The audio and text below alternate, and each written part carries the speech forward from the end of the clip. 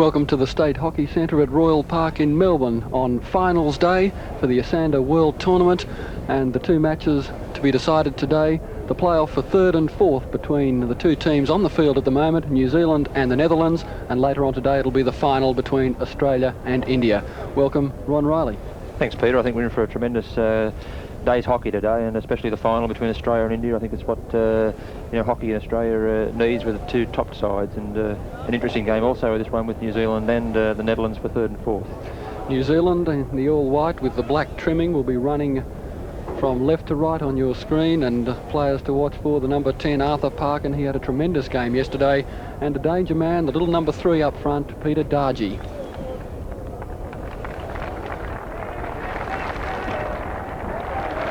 The Netherlands in the attractive orange jumpers and the black shorts.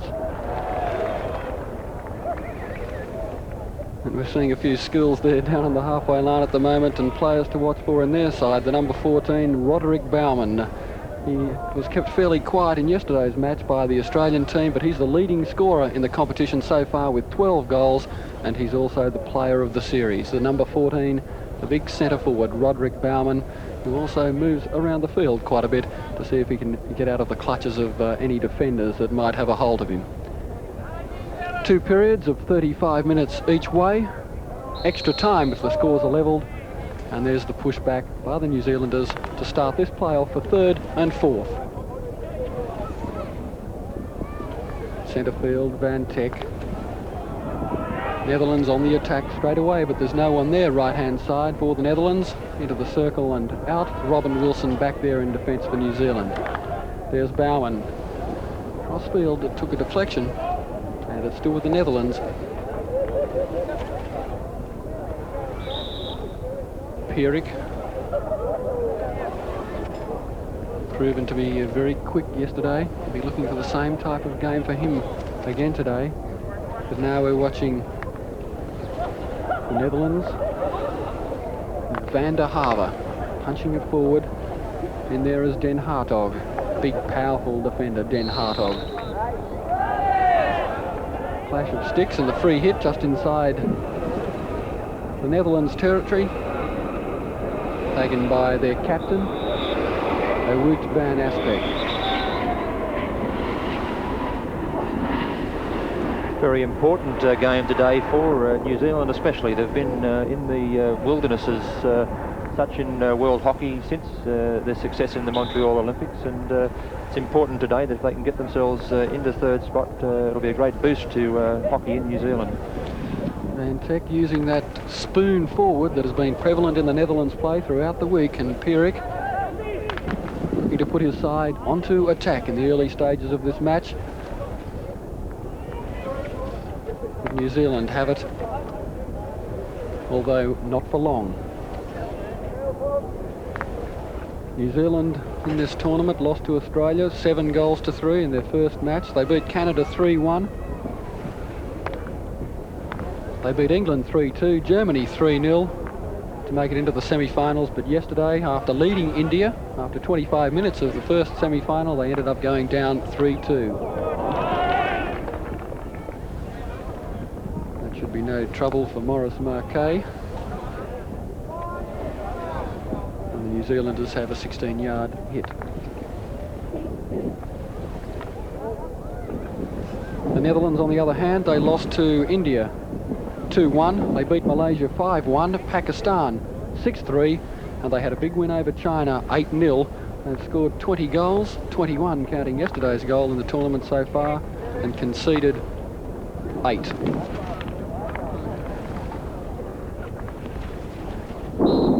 Aggressive play from Van Teck already with his socks rolled down. He plays now with Pierik. Back to Van Aspek, crossfield. Punched forward by Van der Haver. And all the way forward it goes. Harmlessly over the New Zealand goal line. 0-0 after 3 minutes of play in the playoff for third and fourth. Remembering later this afternoon, Australia and India for the final of the Esanda World Tournament. Peter Muskimen, one of the 2 Muskimen brothers, setting up Parkin in the centre. Into the circle goes Parkin. Spoons it forward to Dargy, but goalkeeper effecting a good save. It's still with New Zealand. And a dangerous moment there early for the Netherlands. Cleared away down the line, and so they're safe for the moment. Good bit of attack from New Zealand.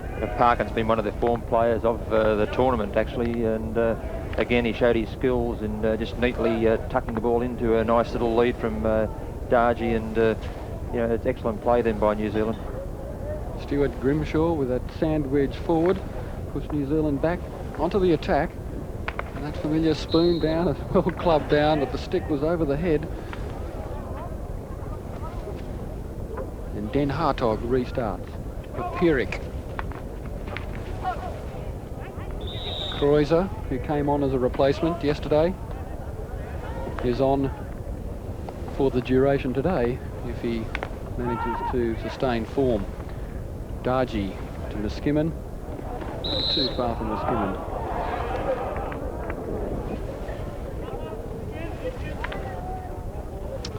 Parkin, as we said, a great performer for the New Zealand side yesterday. He's played 74 internationals, and at 30 years of age brings a lot of experience to the New Zealand side.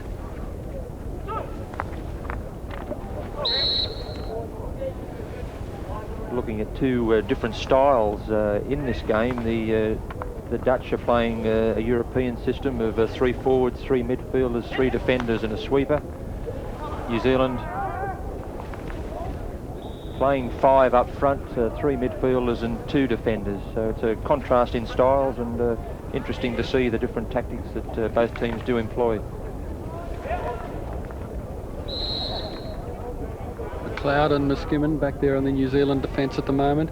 McLeod, the scorer of the first New Zealand goal yesterday. A great take from a penalty corner. Plunged it into the back of the net, and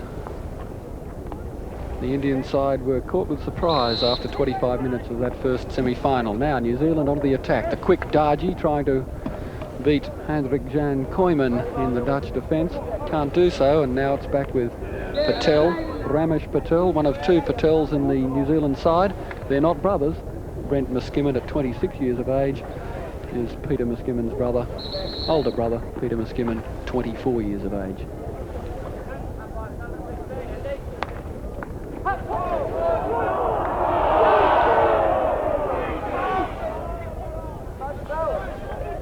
Centrefield New Zealand with Ramesh Patel. Deepman thought he'd earned the free hit. In fact, it went the other way. Stuart Grimshaw to take it. To no effect. Quite a large crowd here at the State Hockey Centre in Melbourne, and no doubt there'll be more people here when Australia takes the field.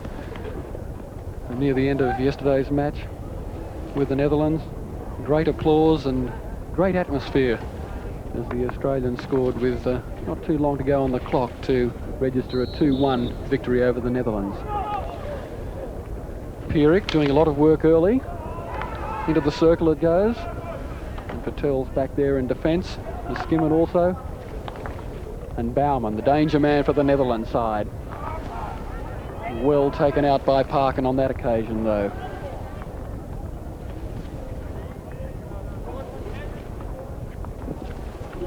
Pierik. Den Hartog. Netherlands looking for a passage forward. They could find one here through Dieperman. Into the circle goes Dieperman. Van Teck was in there, and the first penalty corner of the match goes to the Netherlands for an infringement inside the circle. And no doubt it'll be Roderick Bouwman, the big number 14. Beautiful touch on then by Dieperman. What a glorious stop on the goal line then by that New Zealand defender, Robin Wilson. New Zealand still not out of danger. Bouwman. That's the replay. Yeah, it was the replay then. It was a good save on the line, and it was excellent play by the Dutch leading up to that corner, and but New Zealand have kept it off, and they're still 0-0 with 27 minutes to go in this first half.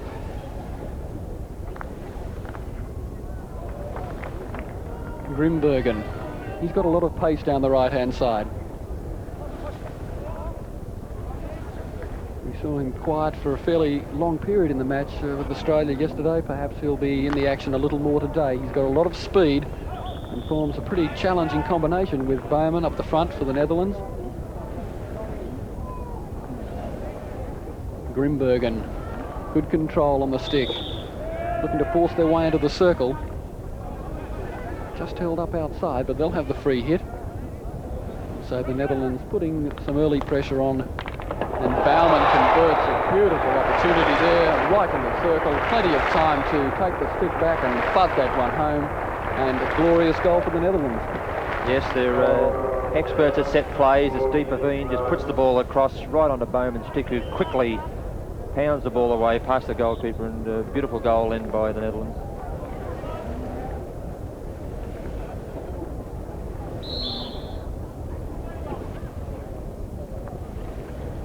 So with 9 minutes gone, in the play for third and fourth, Bowman puts the Netherlands ahead, 1-0 against the New Zealand side. New Zealand, Parkin almost had that under control, just outside the circle. Bowman, who's playing up front in the centre forward or the wing spot for the Netherlands, is using a 25-ounce hockey stick. So for hockey people, they'll realise that that's a very heavy stick to be using for a forward. He certainly put every bit of weight behind that shot, Ron. Sure, I wouldn't have liked to have been in goals when that one went in. Possibly a chance for New Zealand. Darji, good control on the stick into the circle as a shot comes in. It comes back, a rebound, and a chance for New Zealand there, set up by a little Peter Darji. You watch this good control and the shot right on target, bringing a good save from Pierre Hermans in the Netherlands goal. Darji still pressurising the defence. The Netherlands captain Van Aspect adopting a more defensive role today as we're watching Koyman move down the right. His attack is foiled though. Now it's with Ramesh Patel. Patel has the free hit just inside their half. Grimshaw.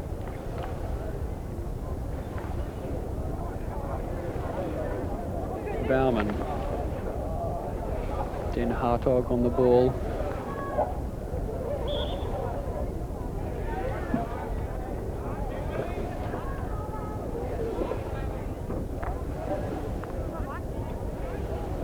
Deepaveen forward to Van Teck. Koyman making a run down the right. Deepaveen has to get back and do some defending. And New Zealand through Patel will restart play. 1-0 and New Zealanders are down. We've had about 11 minutes of play in the first half.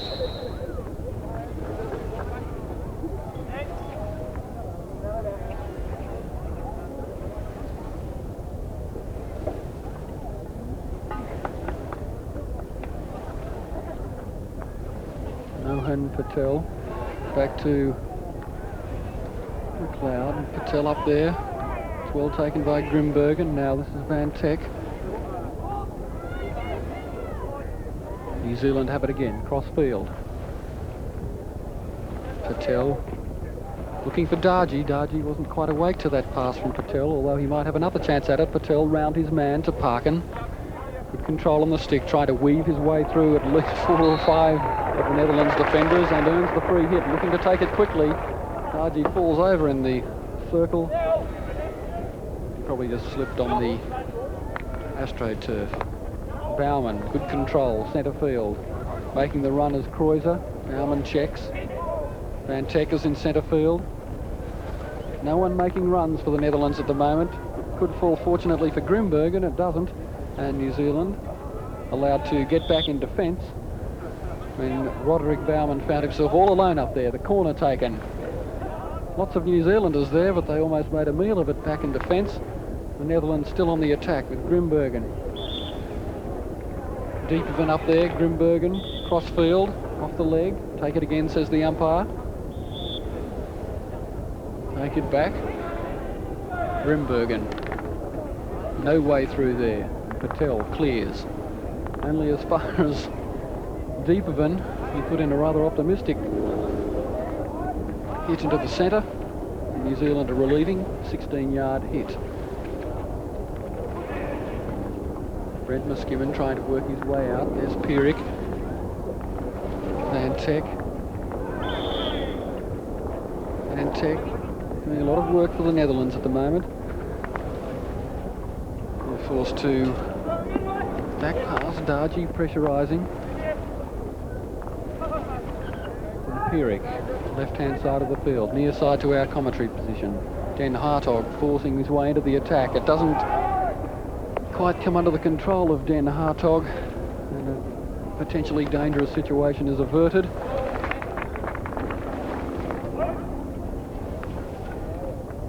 Now the big man Baumann. Van Teck is in there, well cut out, and it's with Parkin for New Zealand. Carnoutsis earns a free hit. Stick challenge there by the Netherlands. Just inside their own half. As the New Zealanders regroup, so do the Netherlands defenders. Well taken round his man by Grimshaw. Grimshaw with a bit of space. Darji making a run into the centre. Grimshaw elects to go on his own. Too far. Taken away from him and punched forward downfield by the Netherlands. And both teams really feeling each other out at the present, although the Netherlands have that 1-goal advantage. I think New Zealand at the moment have been giving a bit of a run round by the Netherlands. They're in pretty control of the match, the Dutch team, and New Zealand have got to sort of lift their game and bring their centre half, especially Grimshaw, who had a big game yesterday, and then he can then utilise Patel and Parkin, the inside forwards for New Zealand. Baumann doing a lot of work today. He's keen to get into the play.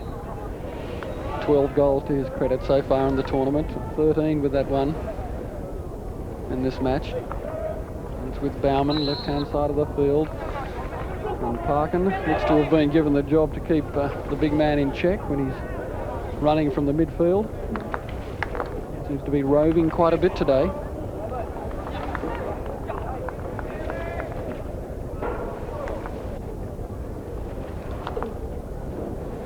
Van Asbeck.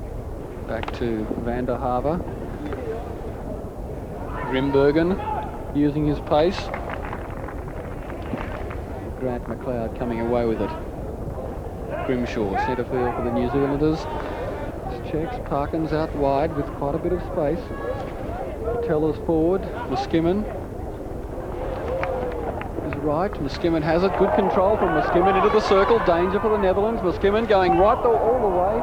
And just that lack of control in the final metre or two saved the Netherlands from a score. Still there though, and finally cleared away. Good run then by New Zealand, and bad luck for Muskimen that he just couldn't get that ball across, but excellent play again by Parkin, who very good skills, tucked it through to Muskimen, and unfortunate they didn't peg that goal back.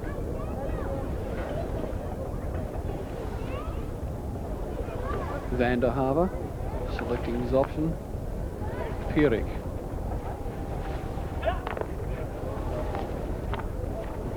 Pierik.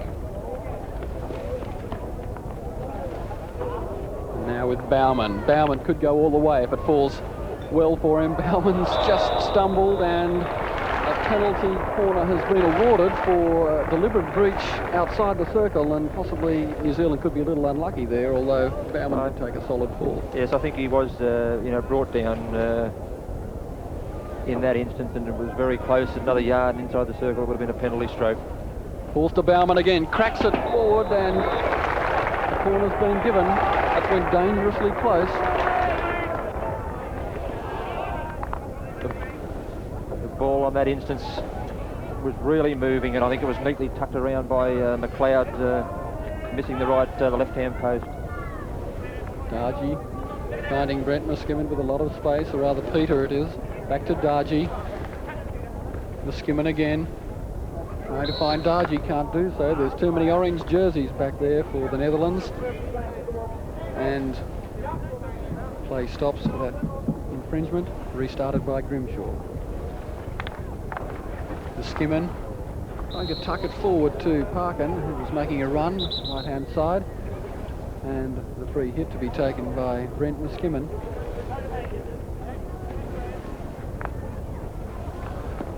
ball, looking for Grimshaw, can't do so. And the Netherlands have a chance to clear it away once again. Enterprising run by Dieperven. Back to Dieperven. Familiar chip forward we've seen from the Netherlands during the week, although they didn't use it quite as much as we expected them to yesterday. Dieperven, Van Teck. Socks roll down. Good stick control in the water on the AstroTurf. I just tried to do a little too much with that. Through the water there on the left-hand side of the field, the near side to our commentary position.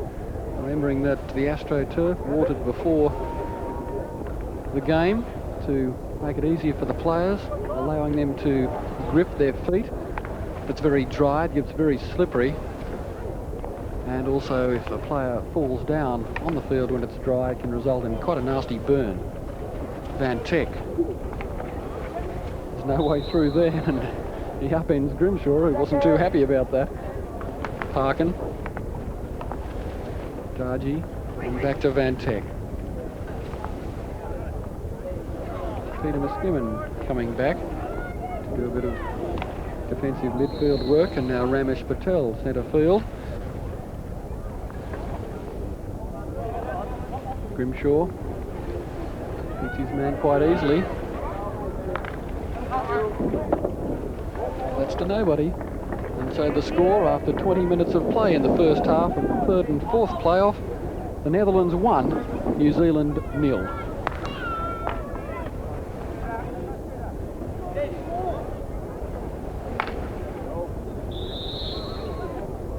Bowman was heavily checked then with the body from Patel, and it's a free hit to Van der Haaf.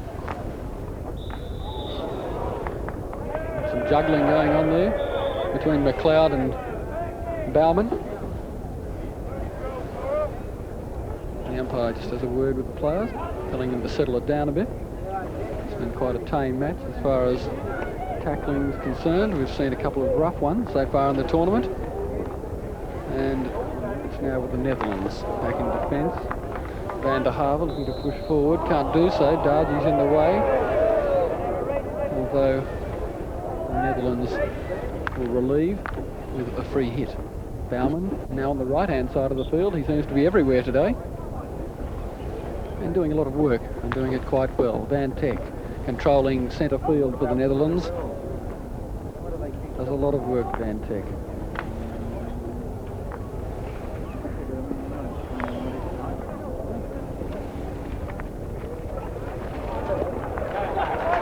Parkin. Not quite the dominant force that he was yesterday, Parkin, in the semi-finals. Grimshaw to Patel. Back to Grimshaw. No-hand Patel, wide to Muskimin.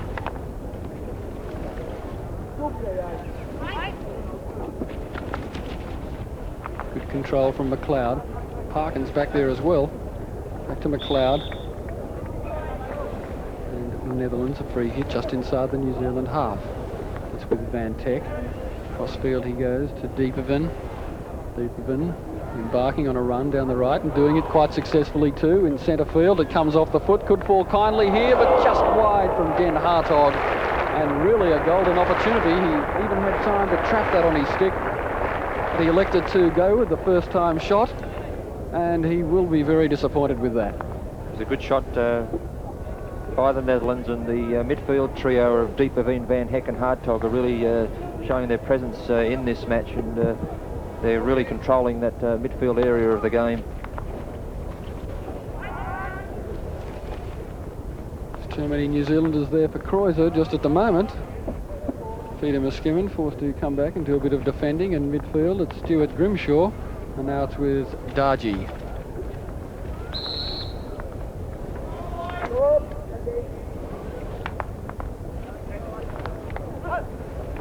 Grimshaw, room through the centre if he tries to go there. His pass to Patel, not quite good enough. And the Netherlands allowed to come away with it once again. It's with Patel now. Parkin, can they set up play into the circuit? Off the foot of the Netherlands defender. Parkin to restart. New Zealand down 1-0. Nice flick back inside for Pierik.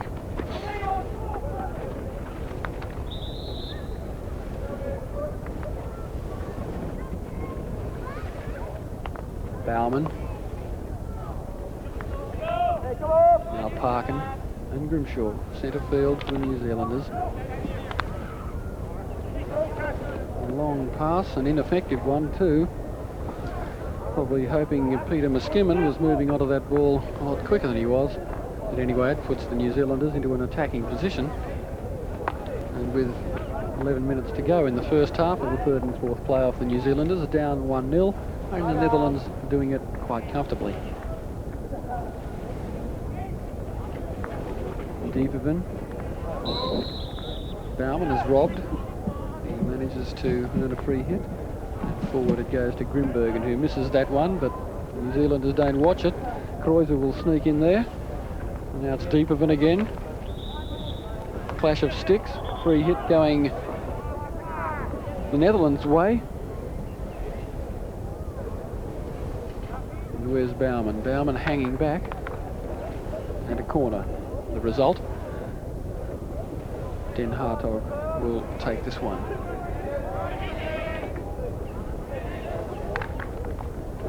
Crashed across the centre at a nasty knock in the head there for the New Zealand farmer Robin Wilson, 25 years old, and copped a nasty blow on the head. The ball looks as though it's come off one of his teammates, Parkin's stick then, and was really moving, and it's lifted right up into his body, and he'll need a little bit of attention. Interesting, when you mentioned about Bowman hanging back in that instance, I've noticed today they've changed their tactics a little bit. Both Van Heck, number 6, who's playing in the centre of midfield, and Bowman quite often interchanging positions, with Bowman hanging out. Whether New Zealand paying a little bit of attention to Bowman, and he feels that it's to his benefit just to drop out and let one of the midfielders come through, and that seems to be the tactic that they're employing, and creating a little bit of space for themselves. Robin Wilson on the ground seeking attention at the moment. He's only played a few internationals for the New Zealand side at age 25 years, but he's proved to be quite a solid link in the New Zealand defence. Penalty corner, and Bauman limbering up on the edge of the circle. Van Teck stops, Bauman thumps it, and saved again by the New Zealand defence, although it is in there, and another penalty corner. So the pressure's still on the New Zealanders, and with 10 minutes to go before half-time, they certainly wouldn't want another goal to go into this stage of the match.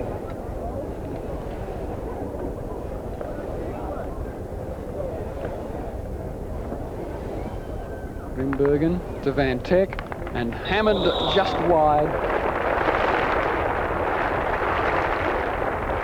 Goalkeepers in the game of hockey are a special breed. You know, that ball has got to be travelling at over 200 mile an hour, as you can see here, and what a save that was, right on the line, and I'm glad that I played in the forward line.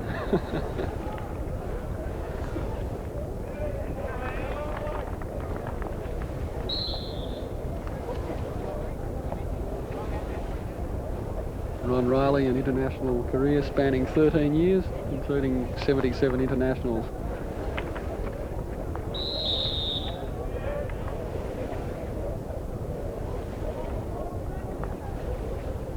Bauman timing his run well. Bauman into the circle. Will he go all the way? Just saved well then by Maurice Marquet, and indeed McLeod was back then to parry the big challenge from Roderick Bauman. He seemed to check his run and hold it up quite well, and it was the stick of Robin Wilson that averted danger for New Zealand. And now Carnoutzis has a chance, far side of the field to our commentary position, left-hand side for New Zealand, to put them on the attack, but he can't do so. And the Netherlands, once again, have a chance to assert some pressure on the New Zealanders. Grimshaw forced to chase back and do a bit of defending, as does Patel. Carnoutzis.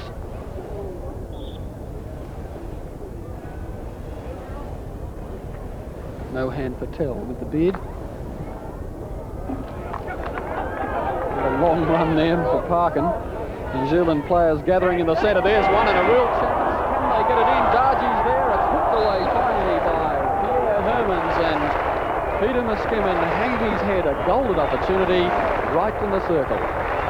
What a brilliant piece of hockey. Lovely pass then by Parkin. The ball off Herman's pads. Dargy again. And then Herman's over the top of the net. Beautiful hockey, and the crowd thoroughly enjoying it here. Full credit to Hermans for 2 saves then. Now the New Zealanders have a chance to make it 1-all. Parkin. And the outstretched arm again of Peter Muskimen just can't quite convert the opportunity. He'll be kicking himself. Parkin again here, just holding the ball up, deciding not to have a shot. Neatly puts it through, and a diving there by Muskimen, but couldn't get hold of it.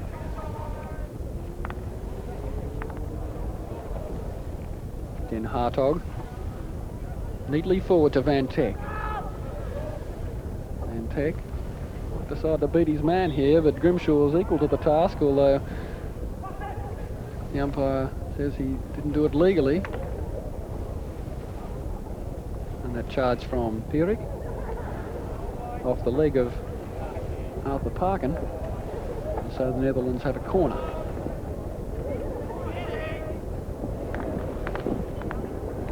Hanging dangerously in the circle then, the New Zealanders, 6s and 7s at the moment. They can't clear it. It could fall kindly for Van Teck. In the end, they clear it out.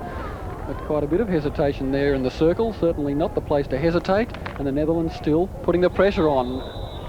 I think Bowman saw that one even in the back of the net even before he trapped the ball. He was looking to get his shot in, but the umpires pulled that up for an infringement, and it's another chance for Bowman to take this penalty corner, and New Zealand defence setting themselves on the line. Van Teck the stop. Bowman the hammer doesn't quite clear it away. It's still there for the Netherlands, and they'll breathe a sigh of relief. They managed to get out of that situation. A number of chances for the Netherlands, although they're back again. Van Teck doing a lot of work. Earns the free hit. Much to the disappointment of Muskimen, but it's with Van Teck. Goes back inside Muskimen. A dangerous high pass.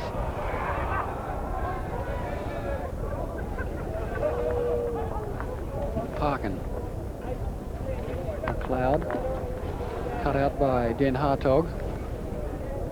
Across it goes to deep of him. He can't control it. It could allow Carnutis in if he's quick enough. He wasn't, and it's back to Van der Haver. Hammers it forward, only as far as Grimshaw.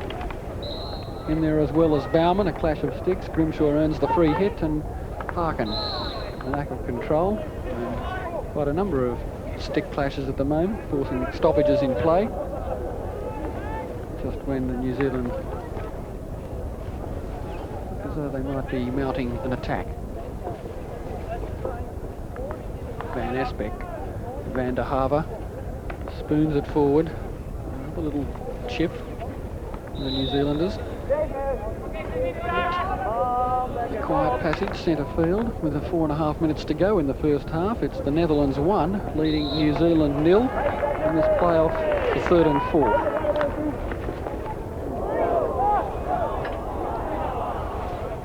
A match to come later today, Australia and India, the final of the Esanda World Tournament. Now Patel. Into the circle it goes. Still there, and a bit of danger for the Netherlands if New Zealand, through Carnutis, can get it back. And there it is. Muskimen and also Dargy were there. But that play created by Carnutis being right on the ball, right-hand side of the field, took it into the circle, and really quite an excellent goal from the New Zealanders. Dargy again in excellent position, a real centre forwards goal, just coming into the spot in front of the goalkeeper and neatly lifting it over his pads, and very dangerous player, number 3 Dargy for New Zealand. Well, that will give the New Zealanders some added heart after a number of close calls throughout the first half. They could have been down quite realistically more than 1-0, but now they've levelled at 1-all and really back in the match. Pierik. Almost on his own goal line. Back to Pierik it goes. Strikes it heavily forward. And New Zealand with the restart. Muskimen. Don't get through Van Teck, and it's punched forward. Only goes as far as McLeod. He traps it, has plenty of time to have a look around.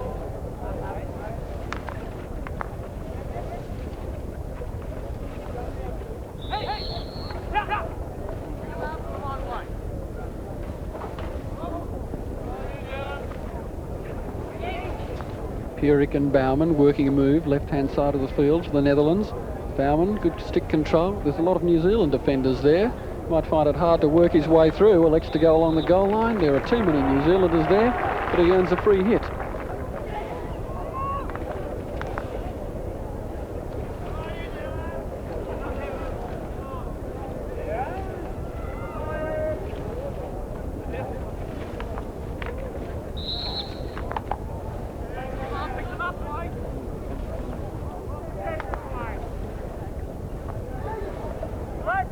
Van der Haver, again employing that long stroke forward,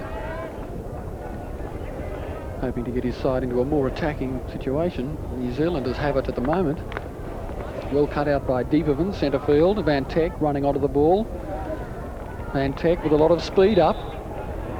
McLeod is equal to the task though, and in the last minute and a half before half-time, a bit of pressure being placed on the New Zealand defence. I'm sure they'd be quite happy to go in at the break at 1-1. Van Teck.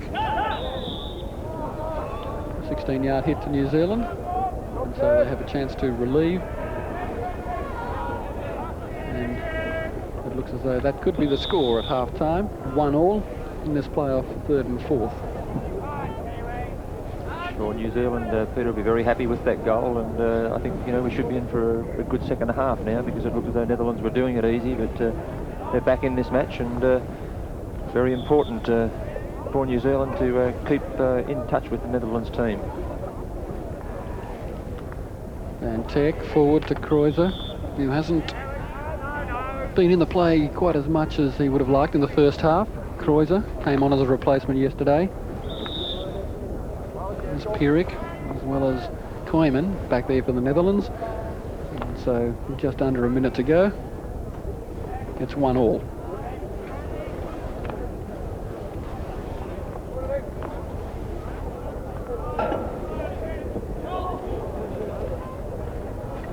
Den Hartog crashes it across the centre.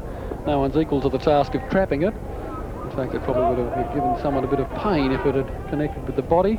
And New Zealand will take the 16-yard hit. Grimshaw centre field, looking to get control of that elusive ball. Can't do so in the Netherlands. With half-time rapidly approaching. Just passing it round between their back men. And there it is, half-time in the first match of the final series between New Zealand and the Netherlands. 1-1. The scorers Bouwman for the Netherlands after 9 minutes, and Darji with 3.5 minutes to go for the New Zealanders. 1-1. And for his thoughts on the first half, Ron Riley. Yeah, I think we've seen an up and down first half. New Zealand a little bit slow to start in this game, and Holland really took control probably for 20-25 minutes, but New Zealand bounced back. Been some very good skills, some very hard hitting on penalty corners by Bouwman, and some excellent play New Zealand with Parkin again outstanding, I think, in the skill department especially, and excellent goal by Darji. So I think we've seen a reasonable first half. A fair amount at stake, probably more so for New Zealand to improve their international standing. Not so much for Holland. They've been ranked in the top 4 for a long while. So important match for New Zealand in this second half. Well, we just saw Grant McLeod being strapped around the arm. Perhaps that ball that we thought hit him in the head actually collected him in the arm and then ricocheted onto his head. I'd say that's probably what's happened, and I think he'd have a pretty nasty bruise, I would think, on that one. So 1-1 at half-time in the first match of the day. Well, it's not the first match of the day. We've seen the playoff for 5th and 6th today between West Germany and Pakistan, and a gutsy performance from the West German side. They came from behind to beat Pakistan by 3-2. They scored 2 goals in the space of 2 minutes in the second half, and they won that match to take 5th place. But in this match, it was 1-1, and early in the match we saw the Netherlands on the attack, and they earned themselves a short corner, and we saw the power of the Netherlands play from the short corner. And that was the first goal, Peter, and it was Deep Pavine who put a beautiful cross to Bauman, and he was in perfect position and very quick on his feet and got into position and put the ball away and gave the New Zealand goalkeeper no chance whatsoever. Yes, my mind was just going back to yesterday when the first goal in that match was Bauman's from the short corner. He really thumped that one, a similar shot to today, but he's a danger man for the Netherlands side, and he's been working his way around the field today, not just sticking up the front as we saw him yesterday. No, I think he's probably realising New Zealand today are probably paying a little bit of attention to him, and he's finding now that he's interchanging with Van Heck, number 6, in the centre of midfield, and I think the changing of positions is working for the Netherlands because they had a fair amount of control in the middle of the field, and so Bowman's getting that little bit of extra room to move, but he's a very dangerous player in the circle, and New Zealand and other teams that do play against Holland have really got to have a good defensive corner combination. Well, this New Zealand side, they've proved to be quite a good one. Does that surprise you? Because they put up a good performance yesterday against the Indians. They in fact led them. Well, I think New Zealand, they had great success back in the 76 Olympics when they knocked Australia out of the gold medal, and we had to be content then with the silver. But since that time, they've been in the international wilderness, really, and it's good to see them come back with a young side that they've performed well, and maybe we can see now New Zealand back into the top half dozen in world hockey.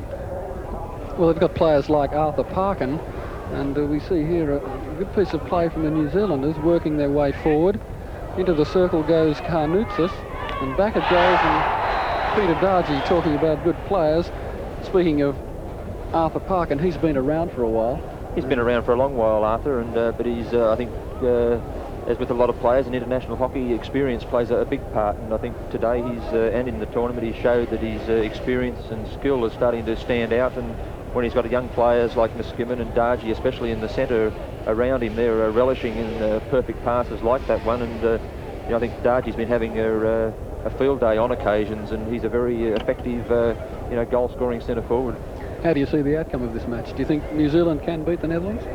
Well, we saw up and downs yesterday with New Zealand, and they were down, they came back and looked as though they were going to win it, and so, in the game of hockey, it's so quick, you can't, take any chances. The game's not over until the last minute, and I think it'll be a very interesting second half, and hopefully we might see a few more goals scored.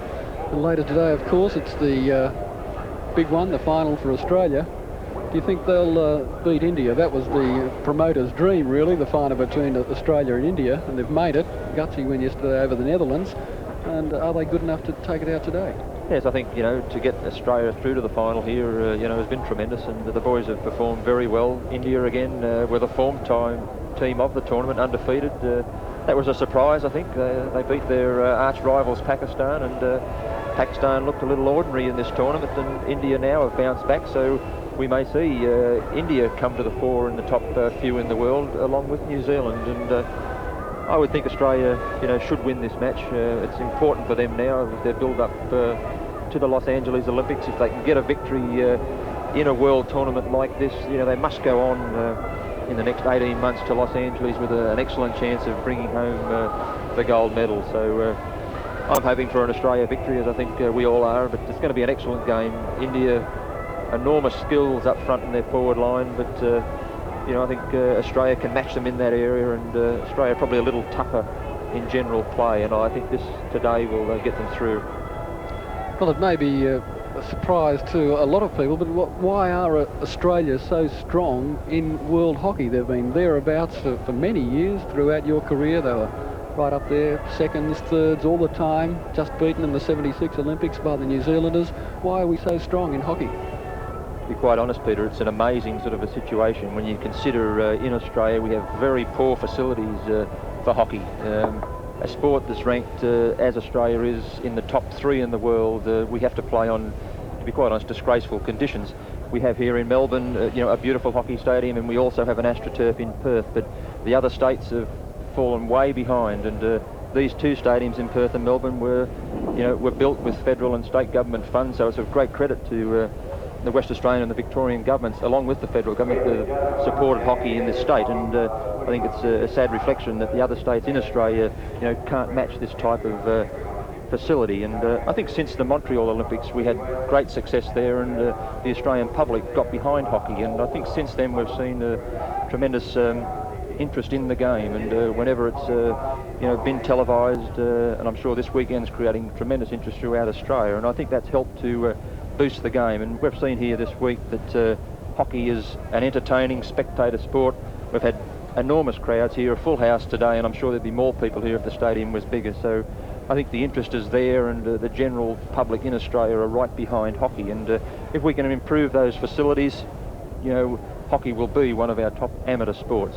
Also, player dedication. I think I've got to mention that, because the boys that are representing Australia, they work, I think, harder than any sport being played in this country, and tests that have been done on the guys, they're super fit, and tremendous dedication from the individuals. There's some guys in this team that they lose their jobs, they're out of work because they're representing Australia in hockey, and I think that's disappointing, I think, to see in Australian sport. But tremendous credit to the guys in the team, and I think they deserve the majority of the accolades. Well, there's a couple of old players in the side. Perhaps they're coming to the end of their careers. Have we got the new players coming up through the ranks? I think we've had a lot of the boys have been around since, especially since the 76 Olympics. A few of them, like Charlesworth and Smith, come in 72. So the boys have been around, and I'm sure they're looking forward to the next Olympic Games.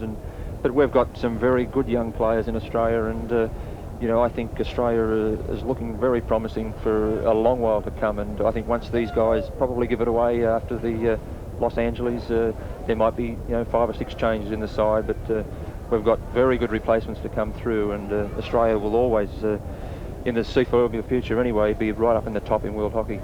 Ron Riley, who's only been retired a couple of years, but right now we're watching the match, the play-off for third and fourth between the Netherlands and New Zealand. The score's 1-1. Let's go back to the start of the second half.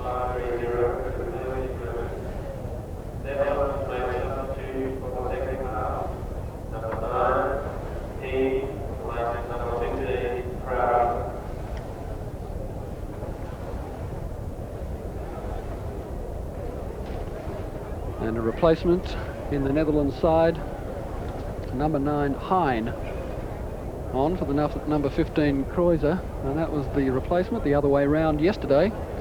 As I said just before half-time, Kreuzer not in the play to a great degree in the first half, and so the replacement's been made. 1-1 the score, 35 minutes in this match to go, and if scores are level at full time, there'll be 15 minutes extra time each way, so 30 minutes extra time. And if scores are still level, while the final result of a draw is registered in international hockey, a result must be decided, and that will be decided on penalty strokes. 5 players from each team will line up and attack the goals, and the winner, of course, on penalty strokes, the winner of the match. Ramesh Patel working his way forward. Good skills on the ball from Patel. Just can't quite backhand that one to Muskimen, but still with Patel. Carnousis, and back in defence Bauman. Well, there's Bauman with Grimbergen up front.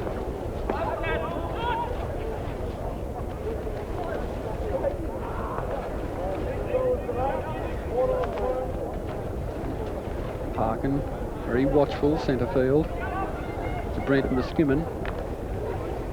This is a painful blow on the leg for Hein, the replacement. His first touch of the ball. It's a fairly painful one. You've got a ball travelling, Peter, very quickly, and it's a wonder there's not, more serious injuries in hockey.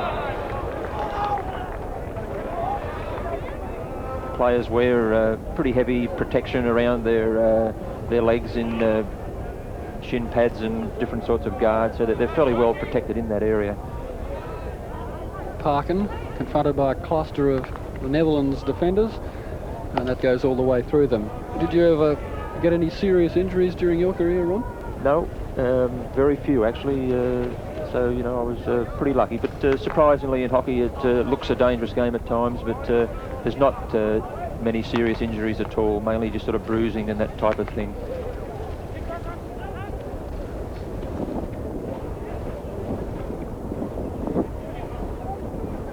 McLeod, plenty of time to think about where he's going to place it.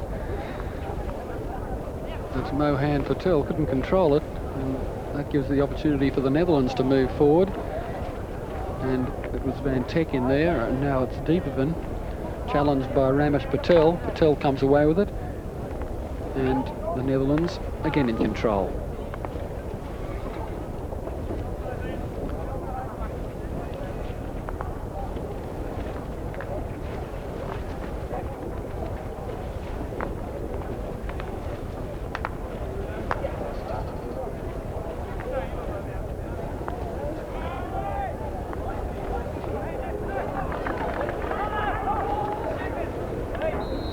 Hine working hard there. Hine with the headband. Disappointed not to get the decision from the umpire, but going New Zealand's way.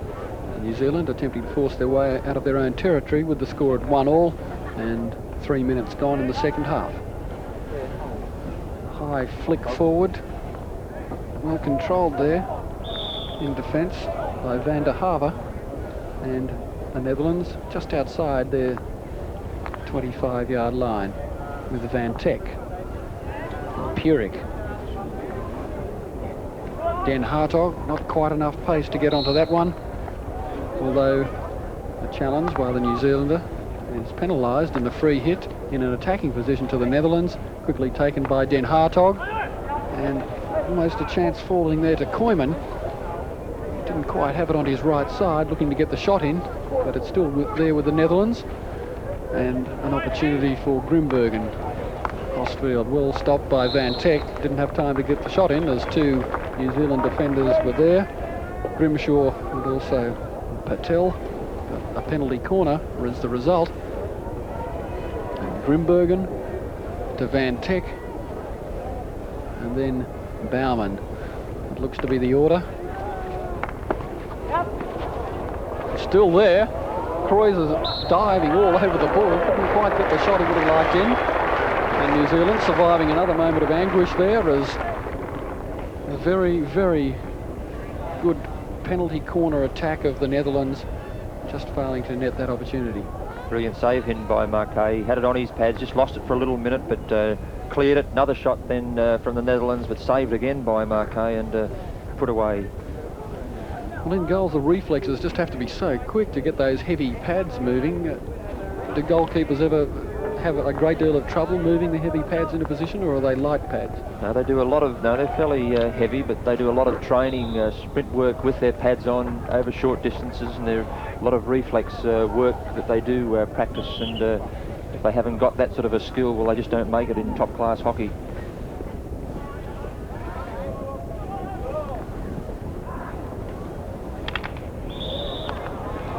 Savage clash of sticks then, and contrast in sizes.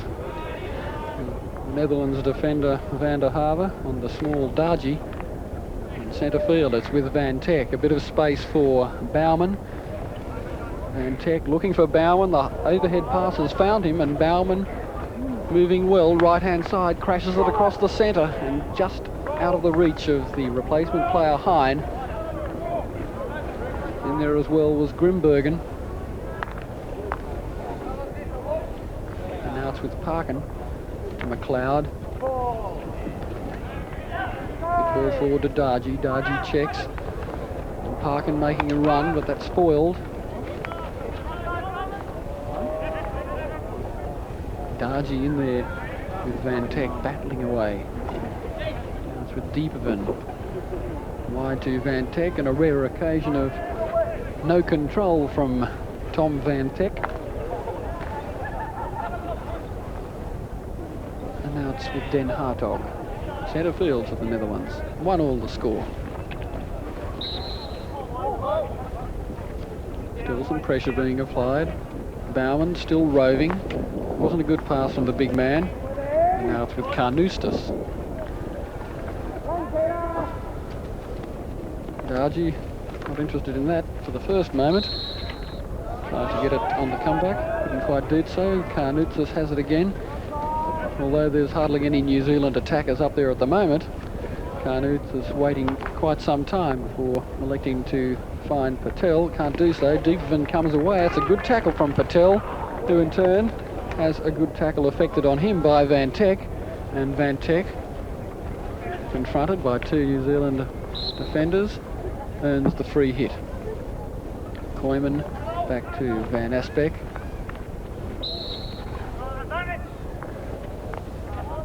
Interesting, in this second half, New Zealand have come out early in this second half, the same as they did yesterday, and playing a little bit defensive. I think it's a failing in their game at the moment that they don't start to put pressure on their opposing teams quick enough in that second half, and they can quite easily lose games as they did yesterday, and it's vital now that they get back into this game quickly. Koyman trying to bustle his way through, does so successfully and just couldn't quite keep it in the field of play, and probably a little fortunate for the New Zealanders. Koyman looking very dangerous at that moment, and still some danger for the New Zealanders if they're going to defend like that. Just short passes inside their own territory won't work, and now Darji trying to beat Van Asbeck and earns the free hit. Good aggressive play from the little Darji, confronted by the big Netherlands captain.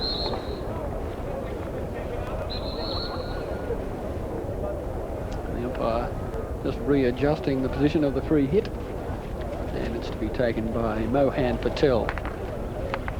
Not a good pass. Hine back in defence.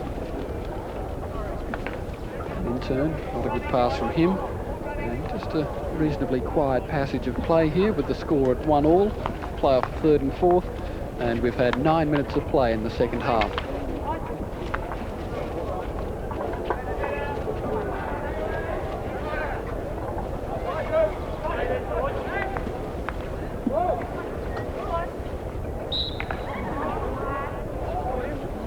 Koyman. Bauman. Really giving that heavy stick a thump on that occasion to no effect. And New Zealand come away with it. A nice touch from Peter Muskimen goes unrewarded as the referee, or rather the umpire, called it back for an infringement. Perhaps he should have allowed play on. Interesting too, Peter. I think these teams would be starting to feel the pressure and the tiredness now. They've played 6 games in 9 days, so it's a lot of effort in a very quick game as hockey is, and I'm sure both these teams are starting to feel that tiredness coming through now. And it'll be quite warm out there centre field. It's not a terribly hot day in Melbourne, but when you're working hard down on the field, it can get very warm. Hine can't force his way through there, and keen to get out of the way of that heavy pass. The Netherlands tidying up in defence. Van Harver.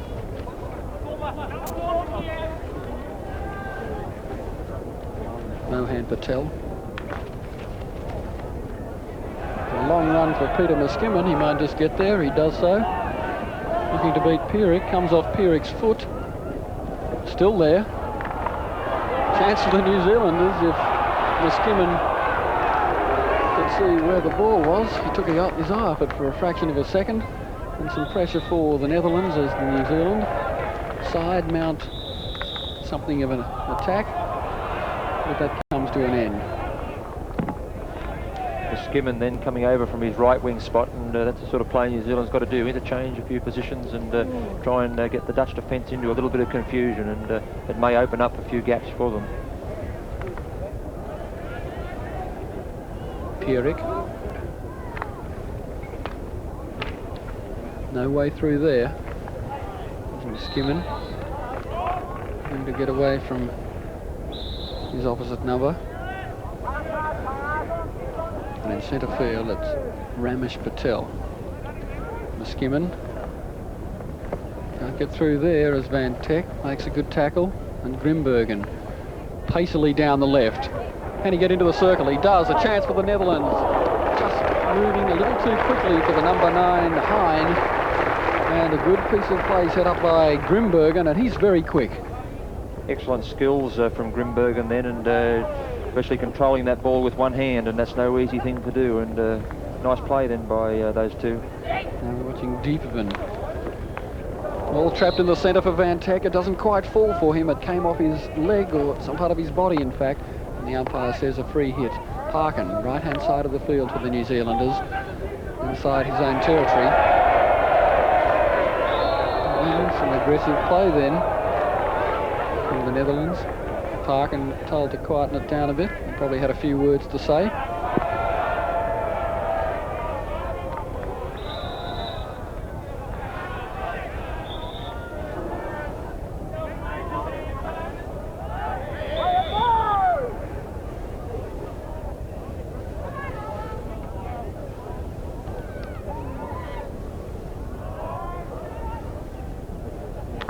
Grimshaw. Cut out by Den Hartog. He's got a bit of pace for a big man, Den Hartog. And successful on that occasion as he gets around Peter Muskimen.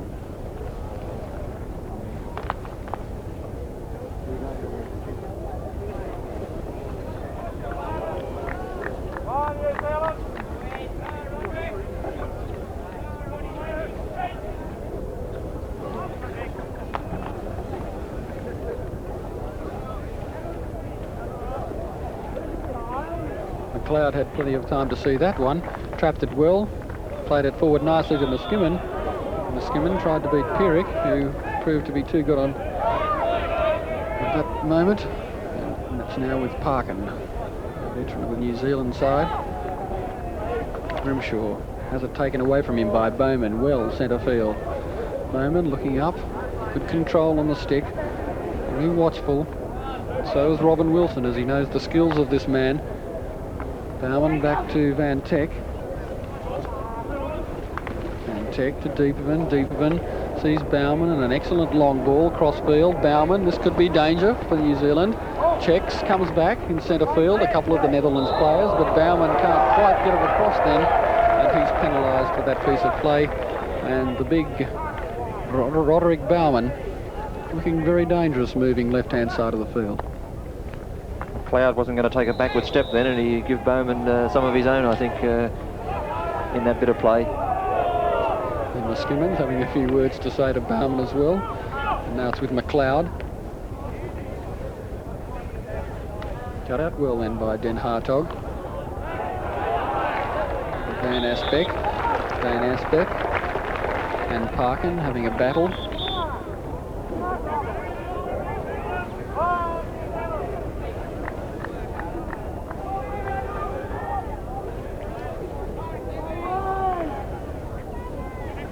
So with exactly 15 minutes gone in the second half of this playoff for third and fourth, the scoreline reads New Zealand 1, the Netherlands 1.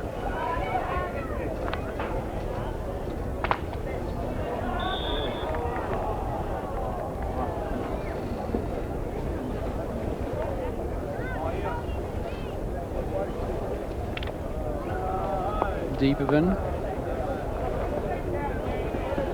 He'll be worn out after this run. Only about 40 or 50 metres. It was a successful one though, as he put his side into an attacking position. It's with Deeperman again, keen to get play moving. Lays it wide, back to Deeperman. The New Zealand defence good enough on that occasion. And Carnoutsis comes away with it, looking to work a 1-2 with Peter Dargy. Can't do so, as they're very quick to get back there, the Netherlands defenders.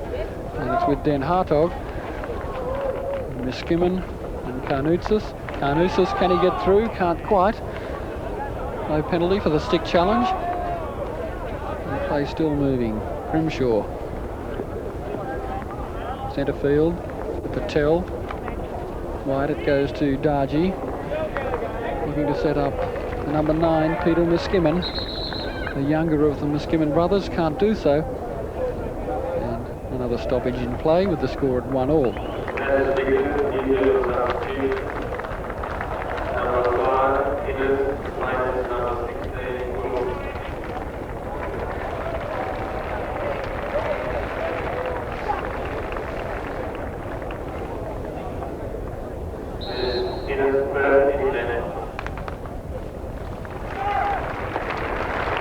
Patel looking dangerous into the circle. And Herman's forced to make a good save. A penalty corner the result. And so New Zealand, on one of the few occasions in this second half, have a chance to capitalise on a good attacking play.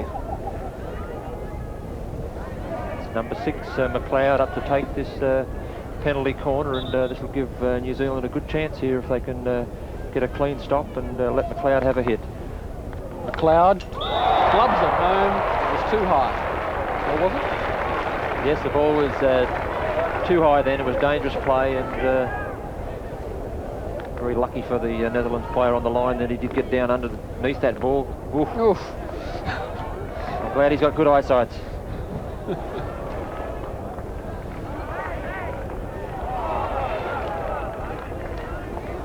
Almost the first casualty of the day. Parkin, centre field, a chance for Darji. He misses it on the first attempt. And Darji will be kicking himself for that one. He had a second or two to have a shot there. 2 opportunities from New Zealand then off the penalty corner, and Darji here should have put that one away, but he's mishit it. Herman's the goalkeeper, was off his line, and bad luck then for New Zealand. So some misfortune for the New Zealanders with Peter Darji. He's played 24 internationals for the New Zealand side at just 22 years of age.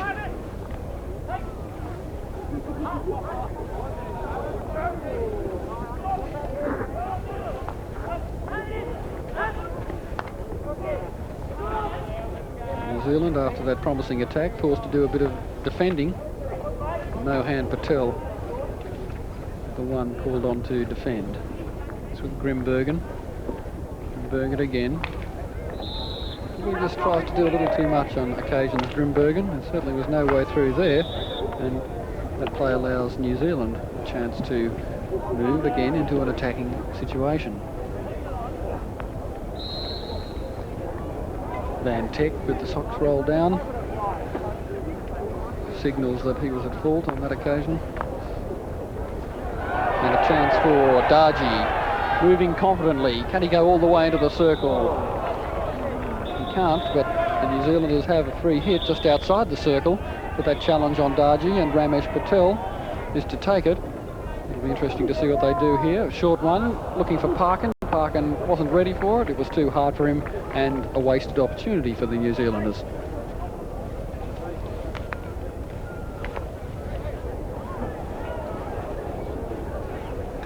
Now Bauman moving into the attack. A well-timed tackle then from Brent Lastimon. Had to call on all his skill then to take the ball out of the long reach of Roderick Bauman, but he did so extremely effectively, and that probably saved a certain goal if Bauman had got into the scoring position. So he had a very good opportunity there. He was right out in the open, but an excellent save from New Zealand. That's with Pierik. Another good tackle from the New Zealanders, working hard at the moment, and Darji, a real chance for New Zealand. Darji cuts it back nicely to Parkin, but the number 11, Van der Haver, equal to the task for the Dutch defence, and the New Zealanders foiled again. I think both teams now putting a little bit more life into it. They realise there's only 14 minutes to go in this game, and they want to get a result, and New Zealand especially looking a little bit more lively.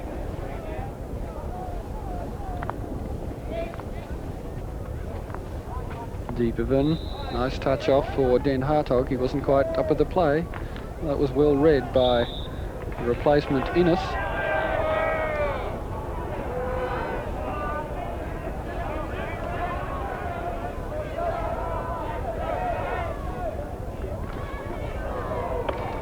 Well-timed tackle from Van Teck. So centre field, inside their own half. The Netherlands to take the free hit through Van der Haver.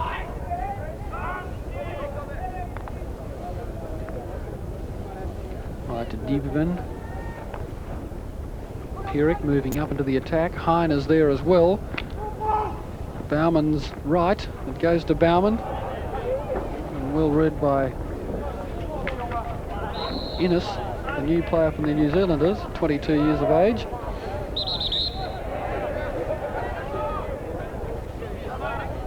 And that's Andy Innes on the ball at the moment.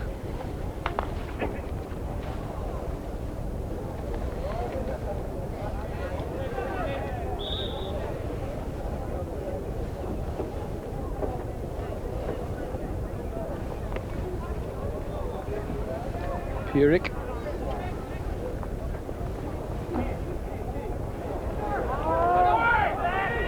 Hine could go all the way. Just not get out of his reach a fraction. Promising attack from Hine. Carnoutsis back in defence for the New Zealanders. And Bowman couldn't quite control that one near the sideline. And it's with Mohan Patel. Forward to Niskanen.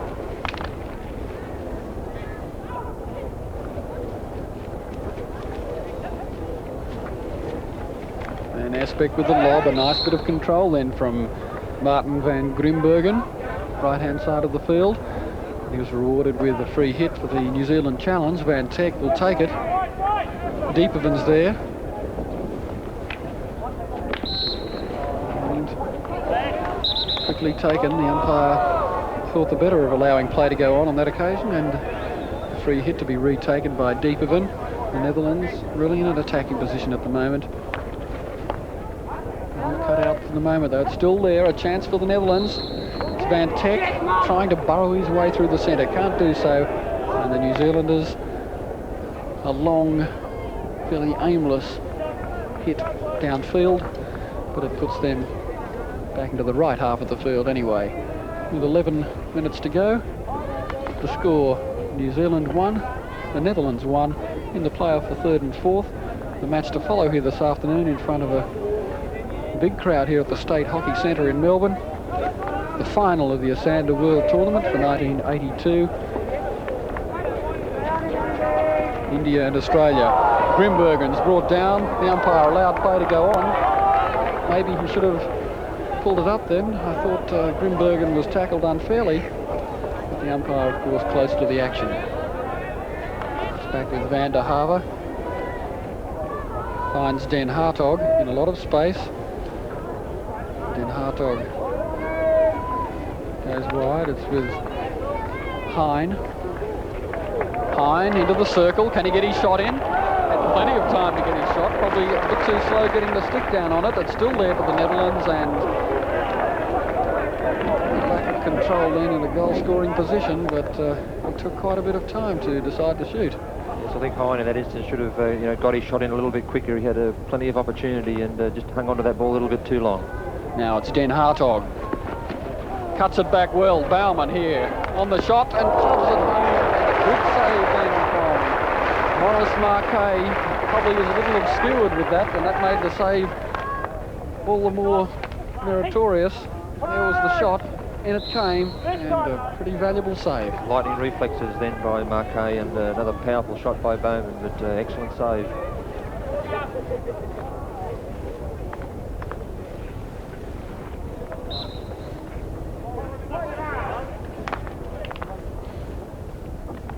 Dargy beats one man. Well read by Van Teck, or rather the Netherlands captain Van Aspect.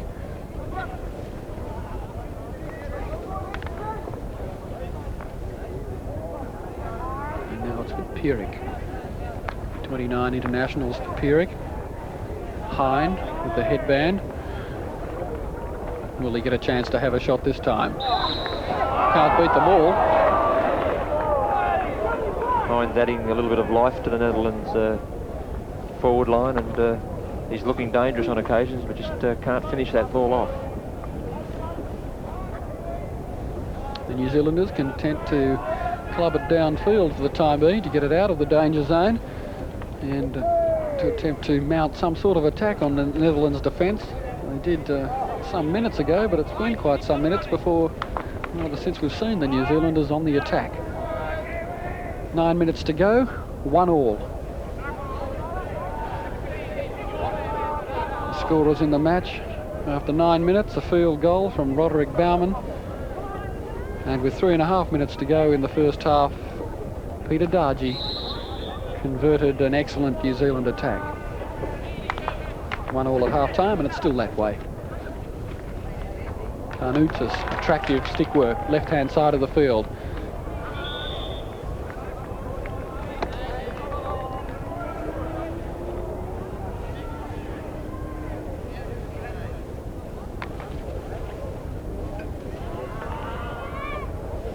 thoughtful ball, cross field to Pierik. Back to Van der Haver. Van der Haver trying to take on Peter Dargy. Peter Dargy very aggressive in attack. Hine. Bustling attack from Hine. And Den Hartog moving up into the attack. The long strides of Den Hartog trying to go all the way. Can't do so as it's cut out well by the New Zealand defender McLeod. Parkin has the ball, far side of the field to our commentary position. And Parkin once again.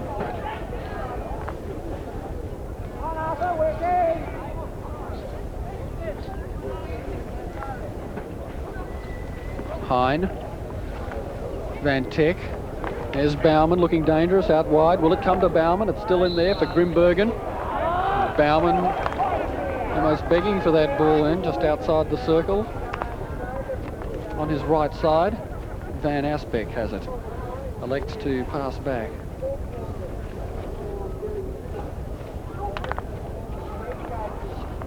Carnutzis. Van der Haver penalised for that aggressive moment. Quickly taken. The umpire says too quickly taken. We'll have it again. And there's a word going to be spoken. A couple of plays being called over.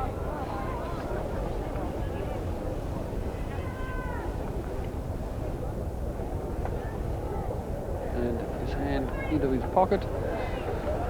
And the green warning card for Van der Haver, who jumped in there with his stick unnecessarily, according to the umpire. Ramesh Patel to Mohan Patel, no relation. Carnutzis.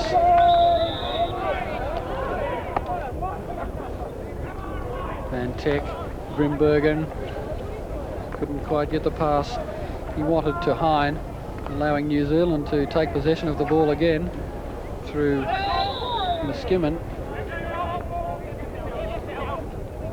Grimshaw. Parkin. Back to Grimshaw. Patel is there. Clash of sticks between himself and Deepavan. Deepavan comes out the better. Wins the free hit. Ricochets opposite Patel's stick. Right on halfway line. Now the big man Bauman might go all the way. Falls kindly for Grimbergen, and now it's with Hine. Grimbergen again. Immaculate control then from Grimbergen. A chance for the Netherlands. It went back to Hine and a penalty corner. And with 5.5 minutes to go, with the play off the third and fourth, could this be the clincher? Excellent play by Grimbergen. Fell over then, but neatly, very strong in the wrists and come away with the ball. Touch back off the New Zealanders' body, and it's a penalty corner. It's Grimbergen. Van Teck leaves it for Bauman. Bauman earns yet another penalty corner and a variation then. Yes, I think the ball didn't come out quite cleanly then, and Van Heck couldn't get his stick to it and stop the ball cleanly, so Bowman had to take it himself. But they've got another chance now. Van Teck this time. Bauman crashes it home. Super goal, and that could be the winner for the Netherlands. Roderick Bauman increases his tally to 13 goals, 14 goals. It's a lot anyway, but a great goal. Got the replay again, and a beautiful stop by Van Heck, and Bowman just put it away, and goalkeeper Mark Hay had no chance. McLeod on the left-hand post, but unable to stop that one, and Netherlands 2-1 with approximately 4 minutes to go in this match, and look as though they've got third spot sewn up in this Esanda World Hockey Tournament. Roderick Bauman with 14 goals so far in the tournament.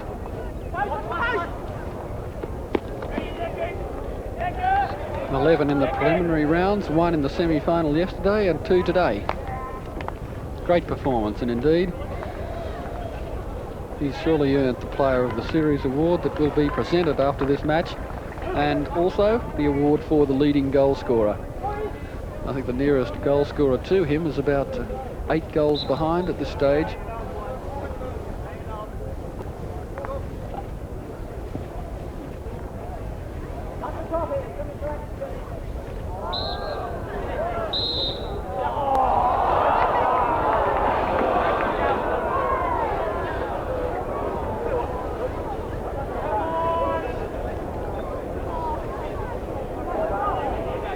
Bauman. Another chance for another goal and a hat-trick of goals. Sure he's enjoying this, Peter. Grimbergen, Van Teck, Bauman selectively attempted left of the posts, but not that time. The replay. He saw the opening, but just couldn't quite get it where he wanted it to.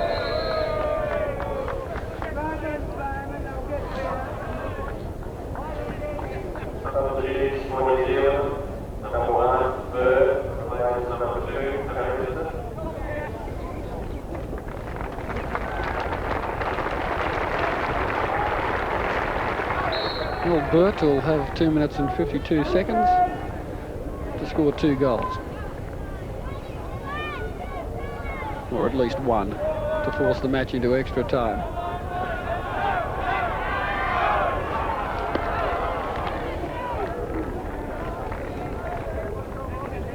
I think the Netherlands in this instance now, they're a very experienced team, and with their defensive system, I don't think they're going to let New Zealand back into this match.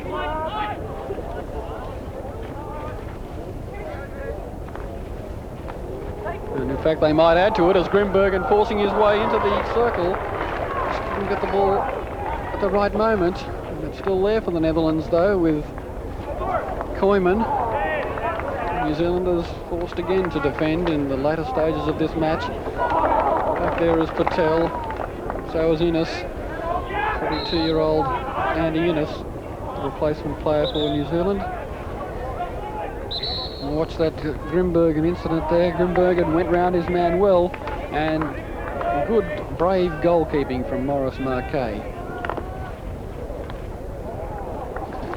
And now it's Dieperman. Into the circle goes Dieperman. Good challenge from Innes. Corner's been awarded. And in the dying minute and a half of this game, it's Dieperman. That's a high cross ball, too high in fact, adjudicated as dangerous play by the umpire, and New Zealand to restart from the 16-yard line through McLeod.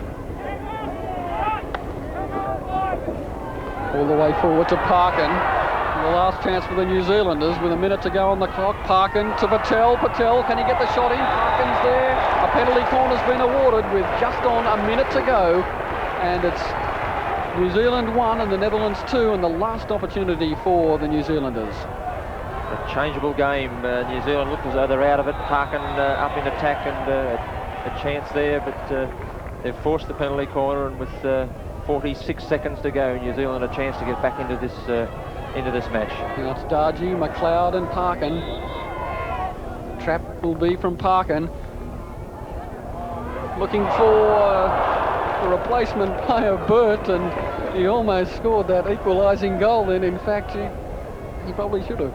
He probably should have. He had a chance there. He was out in the open, but couldn't get hold of it. And the Netherlands look as though they've got this game sewn up. It was a good variation from the New Zealanders, and indeed I think that was their last chance. Although it's happened before, a goal in the dying seconds. 12 seconds to go, 2-1. And the Netherlands escaping, one could say, in the final minute of the match.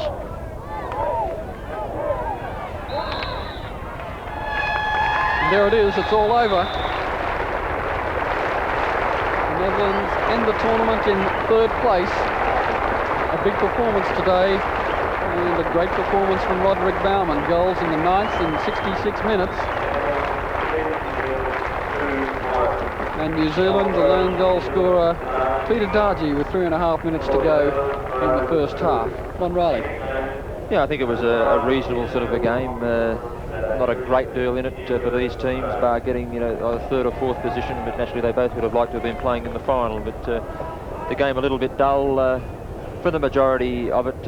Naturally we like to see goals in hockey, and but today a tight defence from the Netherlands, and New Zealand probably not throwing enough into attack to create the opportunity to win this game. And Bowman with 2 goals from penalty corners, a good effort from him, but probably a little bit disappointing game, but I think that it'll be made up for in the Australia-New Zealand game to come. But well done to the Netherlands and bad luck to New Zealand, but they've got themselves into the top 4 in the world, and that's a tremendous effort from their part, because I think prior to this tournament they were down to outside of the top 10, so an excellent result for the New Zealand team. We're going to have a look at a replay of just what happened in the last stages of the match, and this was the penalty corner, and really Roderick Baumann thumped that so hard. You know, the goalkeeper just had no chance. The ball was going so quickly, and you know, he's definitely a powerful corner hitter, and one that a lot of teams in future international competition have got to you know, start to try and counter. Otherwise, Bowman's going to continue scoring that amount of goals in world-class competition. Well, they've actually tried to limit the number of goals scored from the penalty corner with the introduction, or rather the taking away of the hand stop. Well, that was the idea of getting the ball used to be able to be stopped by the hand, and it used to be stopped very cleanly, and gave the corner hitter a lot of time to take his hit, and they decided to change that rule and make it a stick stop, but I don't really think that it's making all that much difference. Bowman scored a lot of goals, and they're stopping the ball just as cleanly with the stick as they were with the hand, so maybe that's one that the powers to be have got to sort of think a little bit more on, because hockey's when it's played open and attractive, we like to see field goals being scored, as the Australians and the Indians and Pakistanis do, and you know, maybe a little bit more thought should be given to that area of our game. Would you like to see a change in that area? That's been a change, but as you said, the change had come, but it doesn't seem as though it's worked. I think you know, I much prefer to see field goals and in open play being scored, so you know, we possibly should look at that area of maybe encouraging that area of our play. So the final score in the playoff for third and fourth, the Netherlands 2 goals to Roderick Baumann, who'll be receiving the award shortly for the player of the series, and he'll also receive the award for the leading goal scorer. The goal scoring award taken on the preliminary stages of the competition. He netted 11 up to the semi-finals, and the nearest man to him was in fact one of his teammates, as well as Manzoor from Pakistan and Batch from Australia, and also Darji from New Zealand. Van Teck was Bowman's teammate. They all scored 5 goals apiece, but that was a long way behind Bowman's tally, and there we see the final placings in the tournament. Without, of course, the first 2, they're unknown. The Netherlands 3rd, New Zealand 4th, West Germany with that victory by 3 goals to 2 over Pakistan this morning, relegating the Pakistanis to 6th position. Then we have England, who defeated Malaysia in the first game this morning, and Canada and China with the minor placings. So the final yet to come, and the Pakistanis in 6th position there, rather surprisingly. Yes, I think you know, there'll be quite an inquiry in Pakistan hockey circles, and you know, a disappointing result for them. But so you know, it will be an interesting situation in the years ahead, what Pakistan hockey can do if they can come back. Well, now we're about to see the presentations of the leading goal scorer and player of the series, and Keith Thornton. Harry Nedavine, the chairman of the organising committee, and all the hockey enthusiasts that have helped you put on this outstanding tournament and present it so well. Thank you very much, Harry. It's now my great pleasure to present the Esanda trophy to the player of the series, and it's Roderick Baumann, attack forward from Netherlands.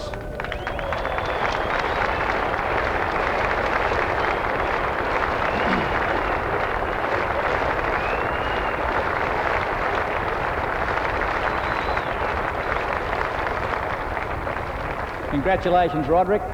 Thank you very much. I hope this trophy over the years helps you to look back at the 10 days you've spent in Melbourne in December '82 with happy memories. I hope it's a reminder to you of your excellent personal performance in the tournament. Well played. Thank you very much.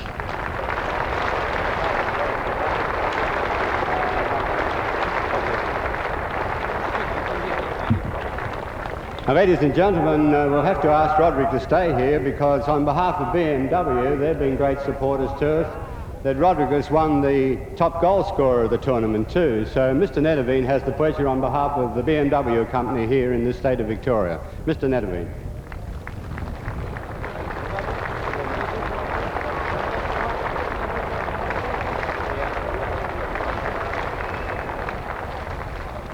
On behalf of the Dutch team, I want to thank all the mates of the organization. It was a really fantastic tournament. The Dutch team really enjoyed it all, and we hope to come back very soon. Thank you.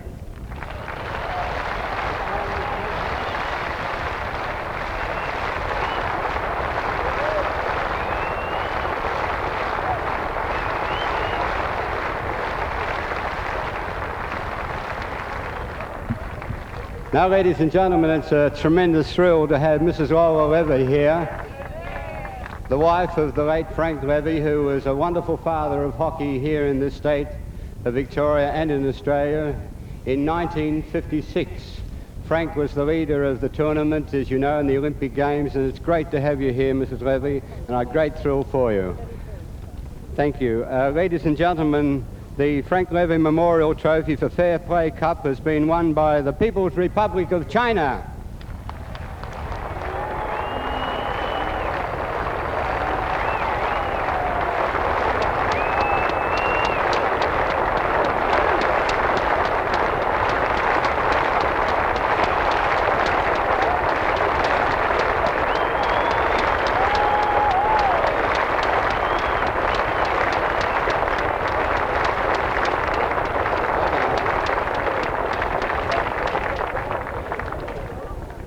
Thank you very much, gentlemen. Would the captain be kind enough to come forward? Thank you.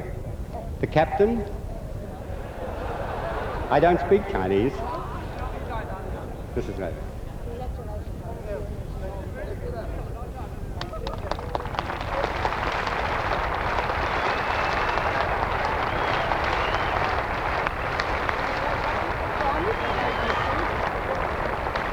Thank you. Thank you.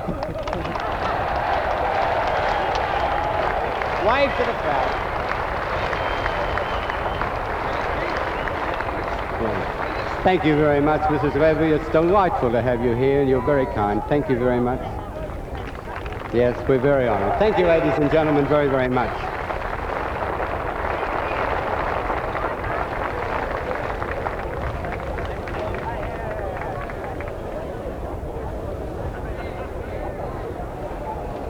Well, a tremendous performance then, and a great ambassador for his country, Roderick Baumann, and a great player, Ron. Yes, he's you know, he's only been around a short time, but he's cemented his position in the Netherlands team, and you know, he's taking over from Paul Litchens, who was one of their top players for a long period, and Baumann with his corner hitting, a devastating sort of a player, and he's also scoring some field goals as well. So I'm sure he's going to be a dominating force in the Netherlands team for quite some time, and they've definitely got a very good outfit, and I'm sure they're going to remain in the top few nations in the world, especially leading up to the Los Angeles Olympics. Well, it's a very colourful sight here in Melbourne today at the State Hockey Centre at Royal Park. The sun's shining brilliantly now where it was cloudy earlier, and all is in readiness now in just under half an hour's time for the final of the Esanda World Tournament between Australia and India. Right now we're going to have a look at how Australia and India actually made it to the final. In the first semi-final yesterday, the undefeated Indian side met New Zealand, and we pick up play about 23 minutes into the first half. Parkin with a bit of room as the New Zealand, rather the Indian defence, backpedaling. Peter Muskimen from defence to attack. I don't think that'll be counted. The referee, the umpire, had blown his whistle. Parkin to the circle, a chance for Darji, and the penalty corner has been awarded. Some good aggressive work then from Darji. Yeah, the Darji, Parkin and Muskimen in the centre and on the right side for New Zealand are looking very good. It was a beautiful ball in by Parkin. Darji then had the opportunity to score. McLeod in at plays. Well set up then by Parkin, and McLeod punching it into the left-hand side of the net. Plenty of time to see that, and that was a great stop. Yes, I think, you know, it developed from some good New Zealand play just prior to this, and a good shot then by McLeod, and Shahid did everything in this second half, and he's been a worthwhile replacement for the Indian team. Jalaluddin, some neat control on the end of his stick, right-hand side of the field. Chance for India. Well saved by the New Zealand goalkeeper, Maurice Marquet. It was 1-0 then, 1-0 at half-time, and it's still 1-0 after 10 minutes of the second half. First semi-final of the Esanda World Hockey Tournament. And India into the Shahid, goes into the... Brilliant goal by Shahid, and he's performed brilliantly since he's been on, and it makes you wonder why he hasn't been there all game, but he's made his presence worthwhile, and it was an excellent run. He just kept fighting, moved down the right side, and gave the goalkeeper no chance, but an excellent goal by Shahid. Fernandez is on, and Jagdeep Singh has been taken off.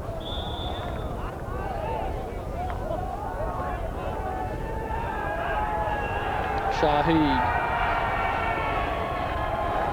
And Grant McLeod's sort of a pretty effective way of stopping the attacking play of Shahid by lying his stick across the ground as the ball's coming to him, or rather the advancing Shahid. Certainly get plenty more opportunities to see if he can keep him out as we're watching Iqbal into the... Must be a goal.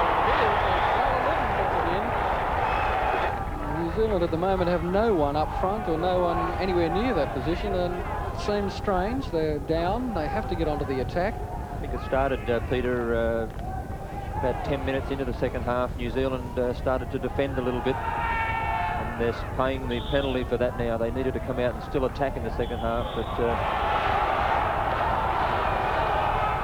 Seeing a card come out at the moment. It's yellow. Number 7 for India. He's been given a yellow card, and he'll have a probably 5-minute period in the sin bin. Walking disconsolately off. He's taking quite a time. But with 17 minutes to go, it's India 2, New Zealand 1. Shahid again into the centre to the replacement Fernandez. Fernandez just about to have an enormous shot at the ball. Was penalised. That's a savage tackle on the number 10 Parker, and things getting just a little aggressive here. It looks to be a bit unnecessary. You've got 2 off the field now, and that could be New Zealand's chance. New Zealand look a little bit tired. I think they probably put a lot of effort into that first half and had the 1-0 lead, and maybe their fitness is starting to tell a little bit, especially up front. Carnoustas into the circle. Real chance, and it's in. Well, just as we were talking about the New Zealand side, look what happens. They come back and score a goal. You wouldn't read about it. One of the great things about the game of hockey, that it can change so quickly. The replay, ball just popped up there, and Patel in the right spot. Carnoustas.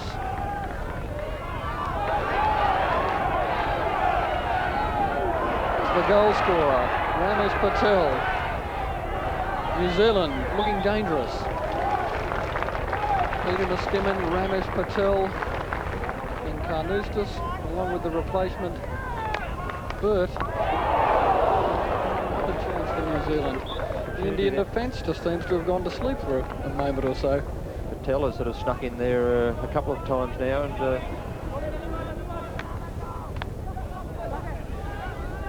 both the Indian players are back on the field after their suspensions, and a full contingent on both sides as Muskimin trying to work his way into the circle as the ball chopped away from his stick, and now it's with Parkin.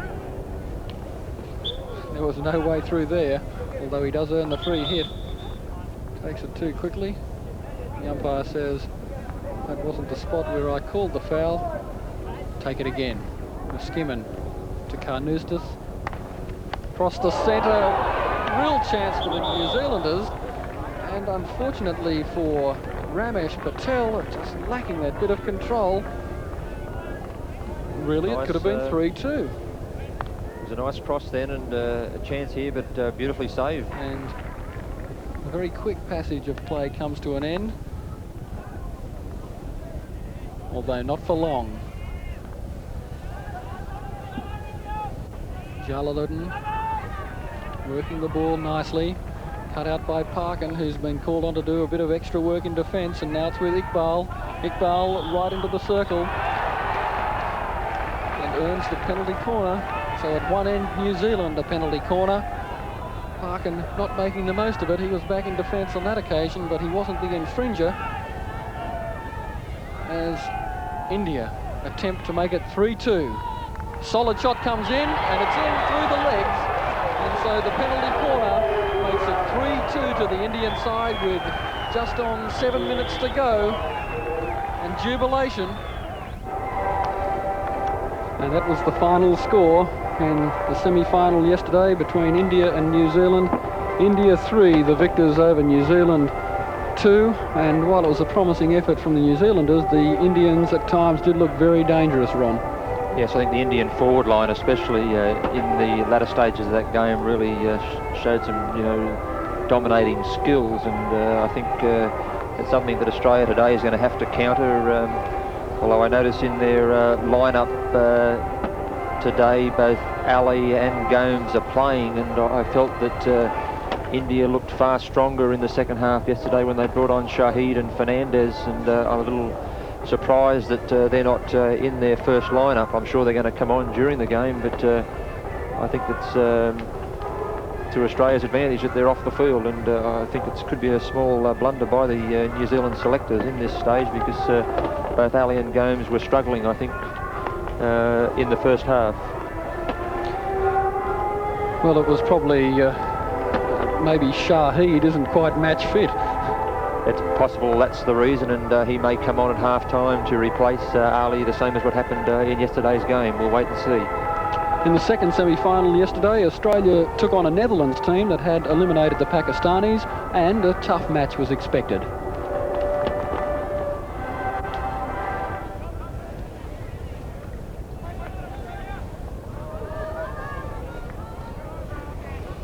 Here's Baumann. Already looking dangerous. He's into the circle, has a shot, and that was a dangerous shot so early in the match. It's his man, Charlesworth, looking dangerous. Into the circle, just slips on a puddle of water there on the AstroTurf. We haven't seen in this game yet the Dutch throwing the overhead ball. They're experts at that, and we just saw a small one then, but I think as the game goes on, we'll probably see their defensive line put the ball up and give the Australian defence a little bit of problems. Van Teck doing a lot of work out wide. Attempts to cross it into the centre to his danger men, Baumann, Grimbergen and Hine. The Australians have conceded their first penalty corner of the game. And Roderick Baumann, stick swinging readily there, comes in, drives it home, and that's a goal. A very convincing penalty corner take by the Netherlands side. You know, they've had their penalty corners working very effectively this week, and we saw it again in this instance. Bowman neatly lifting the ball around Graham Reid's pads, and David Bell unable to get hold of it.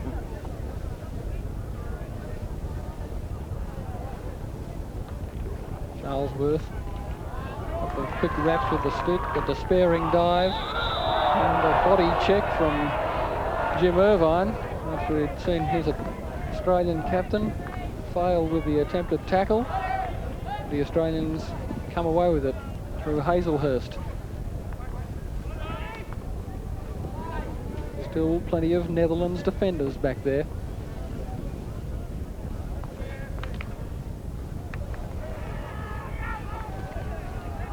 Lease. Hazelhurst, must be a chance, and a great... What a drive into the circle. That levels the scores, and a super drive from Hazelhurst as he got into a metre into the circle, beat his man. A beautiful touch then, back by Terry Leese, and Hazelhurst following up for the little short ball, and he made no mistake when he hit the top of the circle, and brilliant goal by Peter Hazelhurst. An aggressive stick play in close then.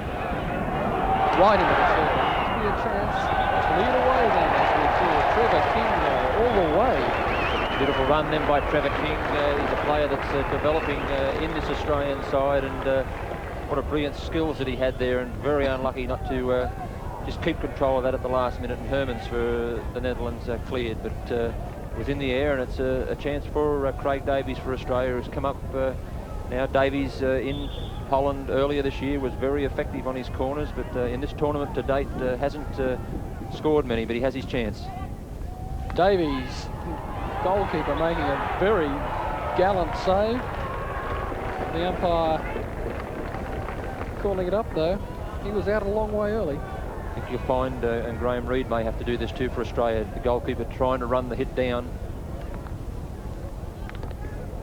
He's done it again.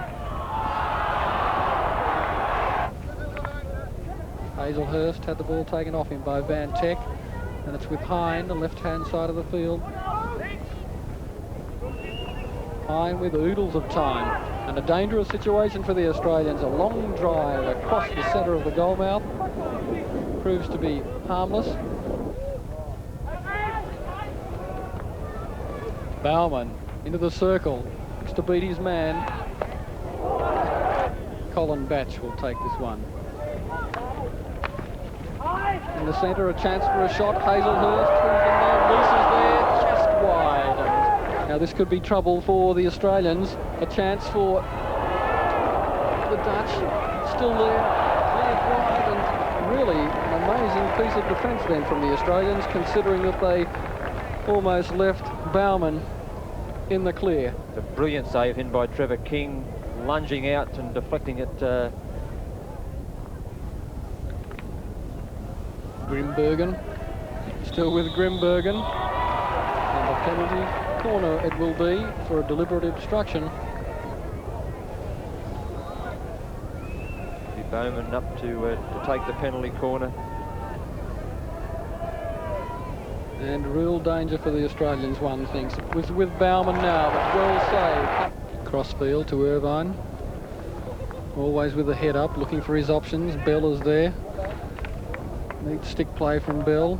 Smith's in there, but he has it taken away from him from Baumann. And Baumann, the long strides and the socks roll down. Checks. Moves back inside, waits for his players to regroup. Maybe he waited just a fraction too long, but it's with Van Teck, centre field. Van Teck wide to his teammate, and cut out well by Leese. Moving the right-hand side of the field this half. Leese to Charlesworth, in the centre is Smith. Bell's there, Charlesworth elects to go on his own and sets up Leese, back to Charlesworth. Something of a chance if Australia can get it across the centre. Charlesworth is there. Can he go all the way? There it's back. It must be. Goal led by Colin Batch and Charlesworth. A brilliant run down the right side. And the crowd here at Royal Park have gone wild. And Australia 2-1 up with 13 minutes to go. And Hermans, the Dutch goalkeeper, doesn't appreciate what's going on. And have a look at this replay, try to work out what Hermans is complaining about. Excellent play from Charlesworth right to the line, and it did take a deflection. Now Leese and Hazelhurst. Haven't seen too much of Hazelhurst. Perhaps he's been gathering himself for a final effort, and there it is, a chance just wide. Brilliant play then by the Australian forward line. Hazelhurst working hard and continuing on with his skills of the ball, and little touch back to Colin Batch, touch back to Hazelhurst, and a brilliant save then by Hermans. A lot of pressure on him. And really full credit to the Netherlands goalkeeper Hermans then. He had to make the save, as Reid might have to do if this one manages to get into the circle. Van Teck forward, Van Teck, a chance for the Netherlands, cleared away. Out well by Charlesworth. Nice time wasting hit then by Charlesworth. His experience showing, a minute 27 seconds to go, and Australia looking good to make the final of the Esanda World Hockey Tournament here at Royal Park in Melbourne tomorrow afternoon. You're not finished yet. Here's a chance. Just wide.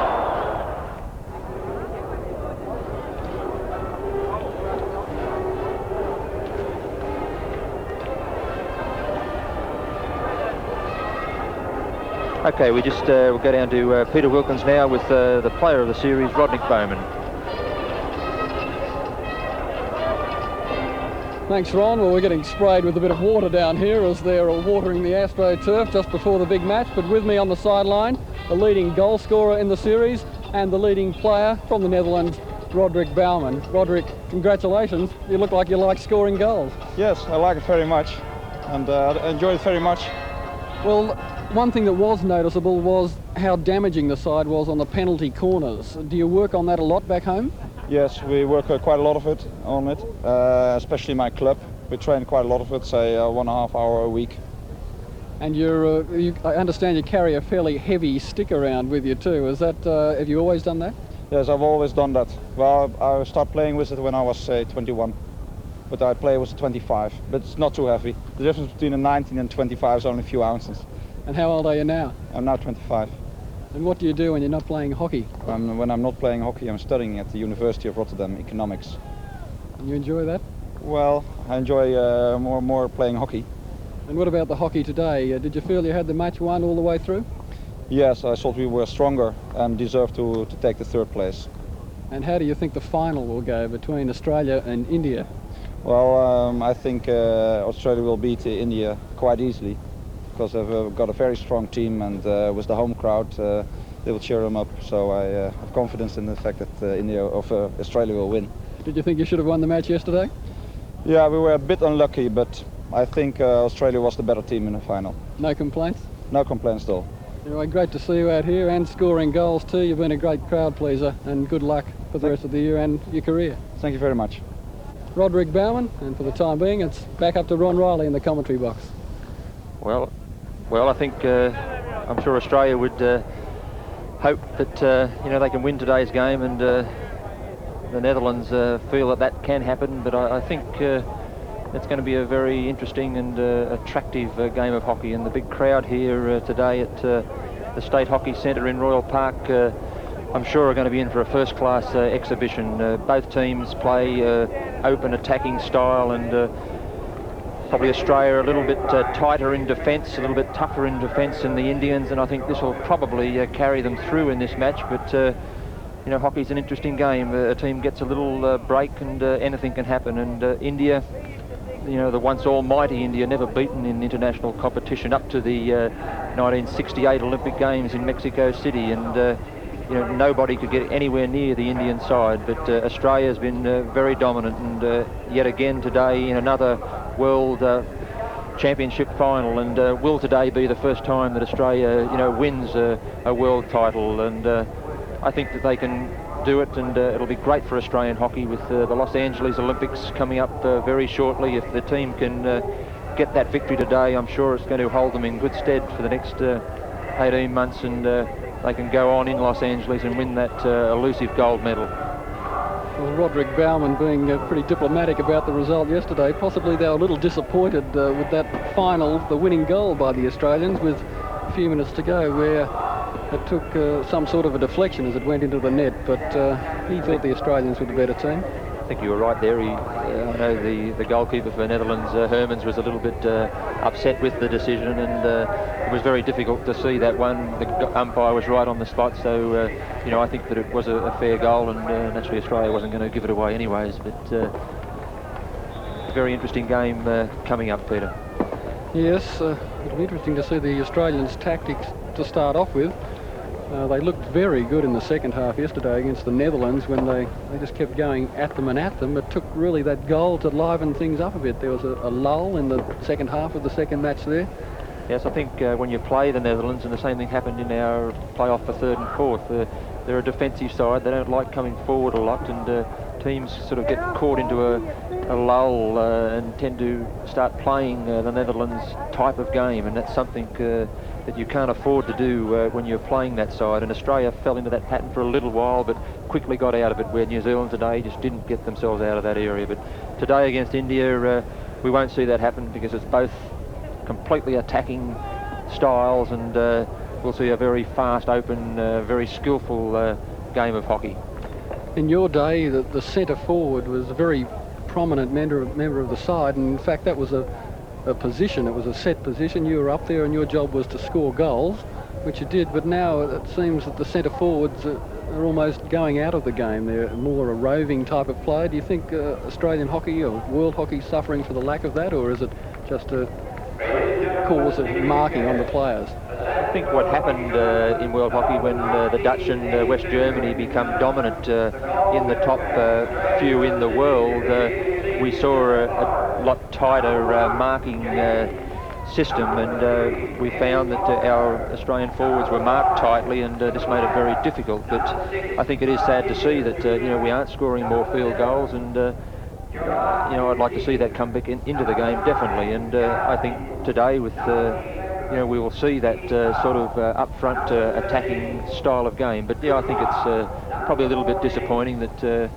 Europeans are adopting that defensive type system, where hockey's much more attractive if it's played open and fast. And that's the game I like to play. And I think it was a crowd-pleasing game. And I'm sure the big crowd here today at Royal Park will see a very entertaining and attractive game.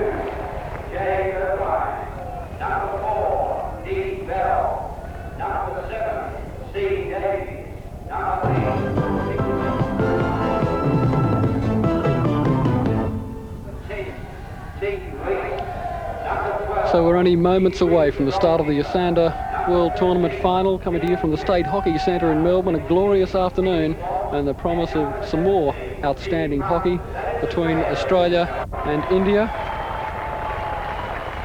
The announcement, Peter, of the Australian team, and it looks as though it's unfortunate that Colin Batch, one of the stars of the Australian team in this tournament, is out of the team. I believe he's got a torn hamstring, and Davy Francis will come into the side, but bad luck for Colin Batch, and he's been one of the dominating forces in the Australian team during this Esanda tournament.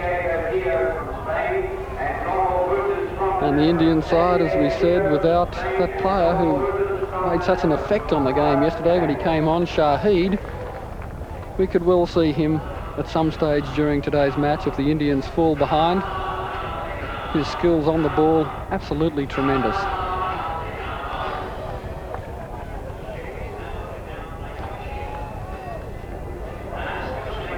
The Indian side with Romeo James in goals, a fairly extravagant name, led by their captain, number 11, Zafar Iqbal, and look for him with damaging runs down the left. He was an inspiration to his side yesterday, and he has great control on the stick as well. Yeah, very dangerous player for India, and David Bell today, has been in superb form for Australia, and I feel he'll be able to control Iqbal, but he's a very dangerous player, so Bell will have to pay a little bit of attention to him, but I think Bell will be on top of Iqbal today. Well, a very large crowd on hand here at the State Hockey Centre, throwing the hockey sticks to the crowd. The small hockey sticks probably be used as a book stop or something like that. You certainly wouldn't try to play hockey with it, especially against these chaps.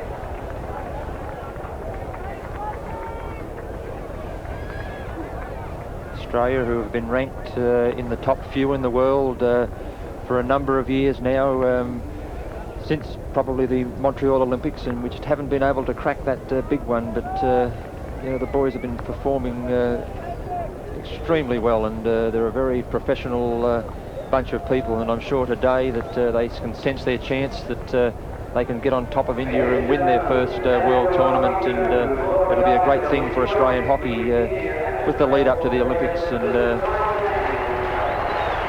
we should see hopefully Australia dominate the midfield, and using Charlesworth and Hazelhurst up front to dictate the play, and give this Indian defence a few problems. So we're just about to see a start. The Australians running right to left on your screen in the first half. 35 minutes each way, and the Indians with the push-off and the start of the final of the Esanda World Tournament.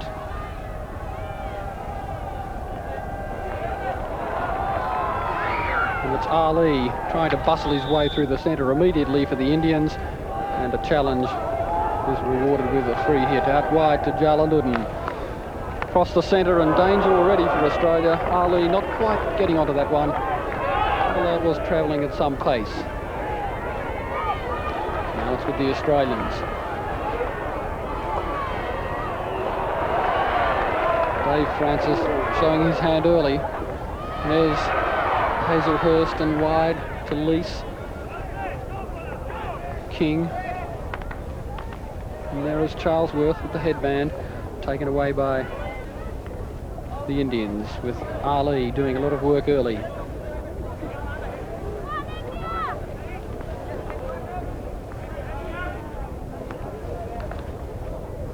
Jalaluddin. Clash of sticks, free hit. Jalaluddin to take it. Some aggressive work coming in there from Hazelhurst. And a dribbler. A strange tactic from Gomes. Obviously wasn't happy with the position. And wide it goes to Rajinder Singh Jr. Forward to Iqbal, the danger man on the left-hand side for the Indians. Cut out well, though, on that occasion by the Australians, and Charlesworth with a lot of space centre field elects to flick forward. Plenty of men in support coming up there. Smith's in the centre. Charlesworth takes the return. In the centre is Walsh and Lease. Charlesworth trying to go all the way on his own. It's still with the Australians, though, as they put some sustained pressure on the Indian defence. It's a running game early. The Indians taking it away through Gomes, trying to find Iqbal left. Doesn't quite do it, and sweeping play from end to end at the moment. Hazelhurst, centre field for the Australians. Still Hazelhurst, looking for the return, and perhaps play on then. It wouldn't have been... It was a stick tech then, Peter, and but as you said, I think maybe a play on. Hazelhurst could have picked up that ball, but it's a free hit to Trevor Smith on the 25-yard line. Charlesworth couldn't quite control that run, and penalty corner. David Francis then got in very quickly and forced the obstruction on Singh, and it's a chance now for Craig Davies to come up and take the penalty corner for Australia.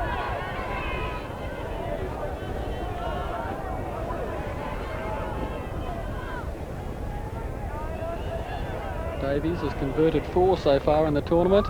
Let's see if he can do this one. It's close, and is it in? Yes, Walsh scores. Great goal. Carried in by Walsh. From the corner taken by Craig Davies, and first blood to the Australians, and what a valuable goal. What a valuable goal early on, as you said, Peter, and nice hit then by Davies. The goalkeeper got down to it, but Terry Walsh in the position and neatly picked up the rebound, as we see. And Walsh into the top of the net, and a brilliant start for the Australians, and what a pleasing thing that was for the crowd here. They went wild when that goal went in, and Australia 1-0 up only 4 minutes into this match. Lease. Looking good as Lease, as he did yesterday. Into the long ball wide, and that almost got through then. It's still with the Australians. And a great shot at goal then from Dave Francis, certainly not overawed by the company today. He's played 56 internationals. As we see that shot going in then, and a strong effort that had to bring off a good save. Francis replacing David Batch, but he'll do a good job on the right wing for Australia today, and he's a very skillful player. Finding many holes in the Indian defence early, although that one was offside. Smith to Charlesworth. Seems to have oodles of time. Hazelhurst right in, must score, surely. Just dribbles wide. Another brilliant run by Hazelhurst, a very skillful player, and just a little touch then, but unable to get it directly in front of goal, and missed by inches that right-hand post. And the Indian goalkeeper a little slow to react on that occasion. Downfield player swept already. It's Trevor King. Charlesworth working hard for his team. And now it's Lees. Strong challenge by Jalaluddin. Lees gets the better of him. Looking to set up Walsh, left-hand side, can't do so. Free hit to Australia though, just outside the 16-yard line. And we've had just over 5 minutes of play in the first half. And the score 1-0 to Australia, the final of the Esanda World Tournament at the State Hockey Centre in Melbourne. Jalaluddin and Lees. Falls kindly. It's King.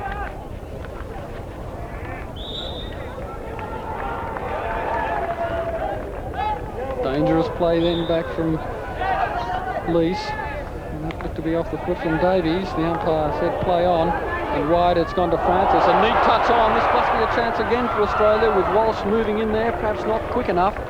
And the goalkeeper well off his line. What a start Francis is having this game, giving the Indian left half a lot of hurry up. Charlesworth across to Hazelhurst. Hazelhurst and a backhand, and that's an enormous goal from Walsh. Terry Walsh then left wide open. I don't think he can believe it himself. He was sitting there 6 yards out of goal with not an Indian to be seen, and he had all the time in the world just to neatly do what he liked with the ball, and he reversed his shot into the left-hand post. And what a start to the Australian team, and they're playing some first-class hockey at the moment. An inspiring start from the Australians. 6 minutes gone, 2-0.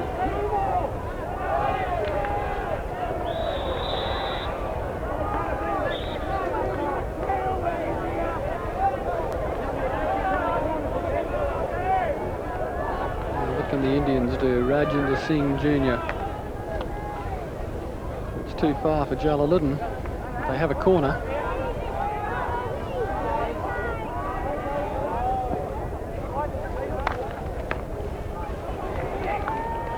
Still there for the Indians. Looking to set up Jalaluddin. Can't do so. Lees trying to go back inside his man. Has checked. And a free hit, the result to Australia.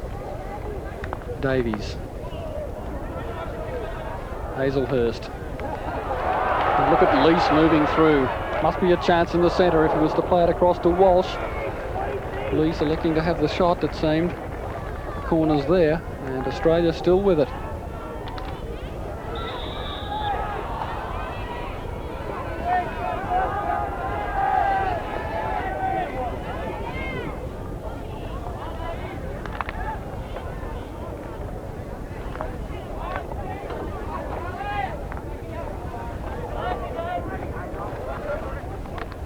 King can't find his man.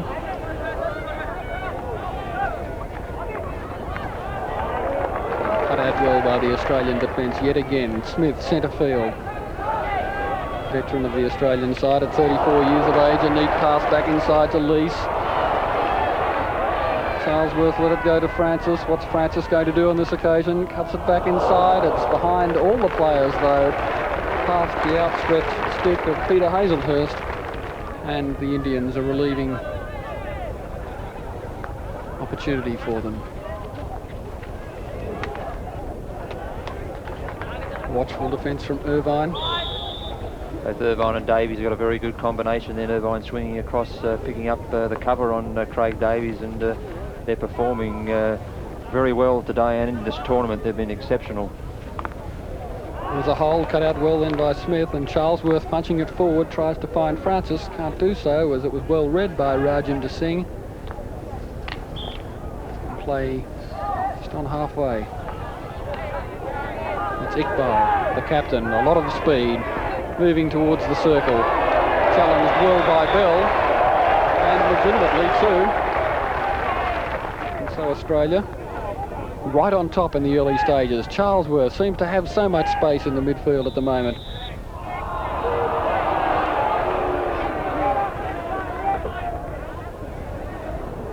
Carvalho, wide to Gomes. Not too many options open for Gomes as the Australian defenders back in some numbers.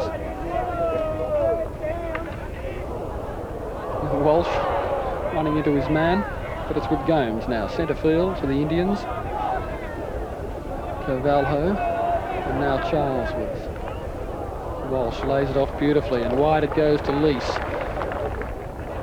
Lease attempting the cross-field hit, can't do so. And the Indians looking to take the pressure off a fraction, pump it downfield into the area that they'd like to be. Just over 10 minutes of play gone in the first half, and it's Australia 2, India 0.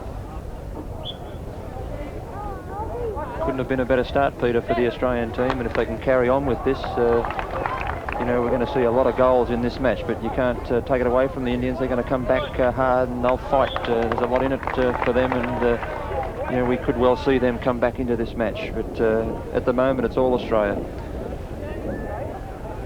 Perhaps they'll have to bring on that very talented stick runner, Shahid. Who knows? And that was offside. Francis, for a moment, it looked as though he'd got through. The umpire right on the spot, though, and calls play back. To reach the final, Australia defeated Canada 6-2. They drew with England 0-0, beat Germany 2-1, New Zealand 7-3, and yesterday 2-1 win over the Netherlands, and they're on the attack once again.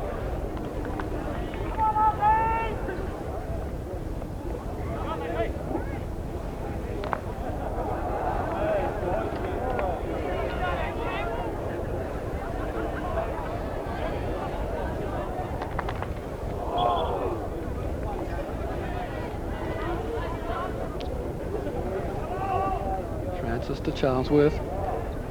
Charlesworth very watchful. It came off his foot. Play on. Iqbal's back there to do some defence for his side.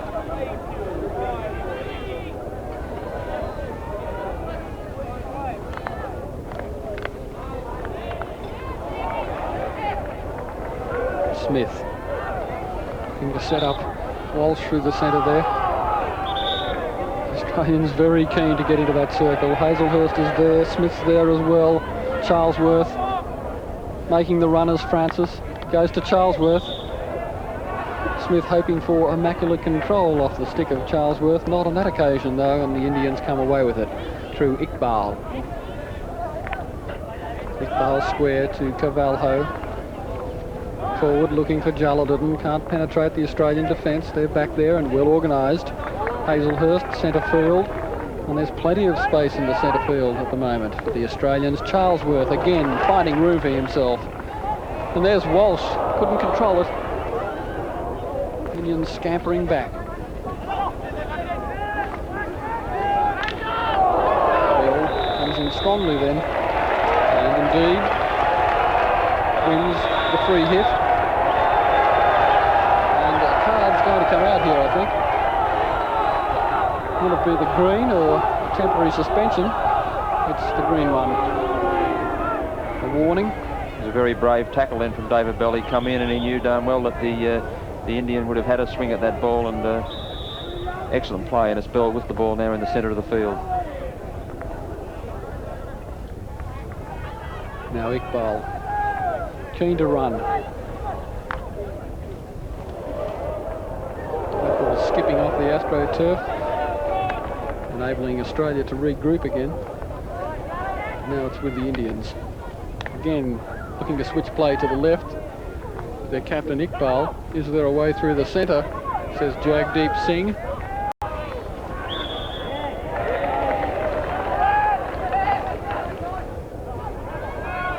Hazelhurst.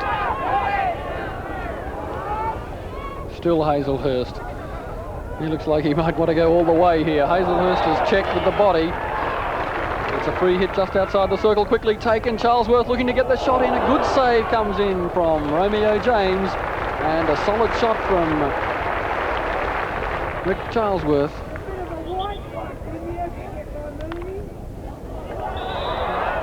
Chances galore for the Australians so early in this match. And a green warning for Walsh. Walsh and Topno there must have been having a bit of an altercation at pretty tight Indian defence at the moment. Hazelhurst to Charlesworth, yet again in space, looking to get the shot in. He's in the circle, takes it to the line, crosses it, and the Indian defence struggling again to regain some composure under some very concentrated Australian attacks. We've only had 15 minutes of the game, and it's 2-0 to the Australian side in this final of the Esanda World Tournament. Hazelhurst to Walsh. And look at the space that Francis found in the centre. Unluckily offside, though. That one was a little bit unlucky there from David Francis. His man marking him seemed to be right alongside, but the umpire on the spot.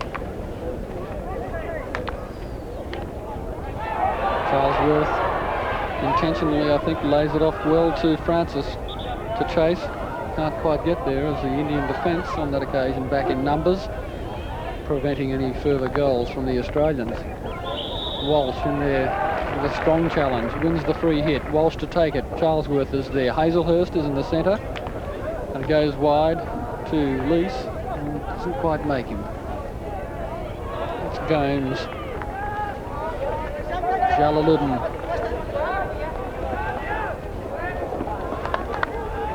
Jalaluddin and Gomes trying to work a move. Right-hand side of the field, it's back with the Australians. Centre field, Charlesworth and Hazelhurst, but it was off the foot of Charlesworth. And a free hit the result to the Indian side, down 2-0. Number 14, Carvalho. Back to Samaya, to Carvalho. Hit Charlesworth a solid blow in the ankle. Quickly taken to Rajinder Singh. Still Rajinder Singh. Great tackle from Charlesworth. Oodles of space, left-hand side of the field. If they can get it to Lease, they can. Lease taking them all on. But in the end, the Indian defence good enough to keep him out.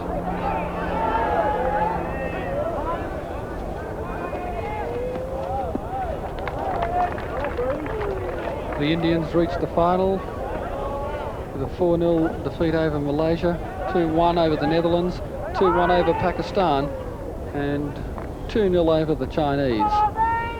And then yesterday in the semi-final, 3-2 over the New Zealanders after being down 1-0 25 minutes into the match.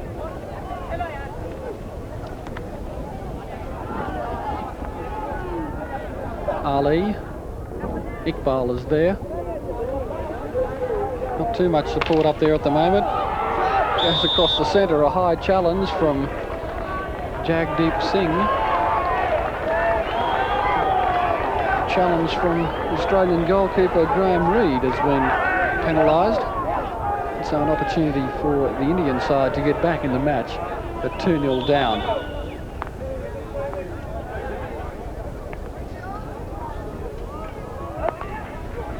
Gomes, and just wide there. Seem to have an awful amount of time to have a shot at that Vinit, who converted one yesterday in the match against New Zealand. The Australian defence just a little slow to see where that one was going. Samaya to Carvalho. Gomes, off the foot of Gomes. Umpire says play on. Coming forward through Lease and also through King.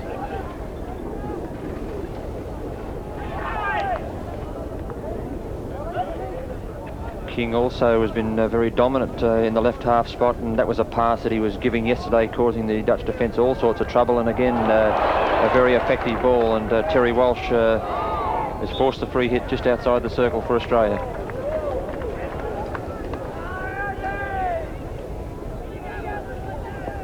Lease, a wasted free hit in such close range, and Lease wouldn't be happy with that one.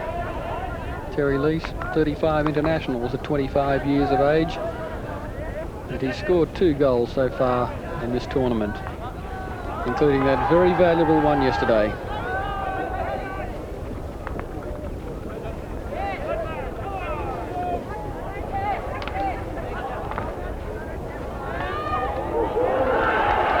Singh. Danger for Australia. Singh has checked, and I think it's a penalty corner. Well, he had no option on that occasion, Irvine, as Singh was clear on his intentions.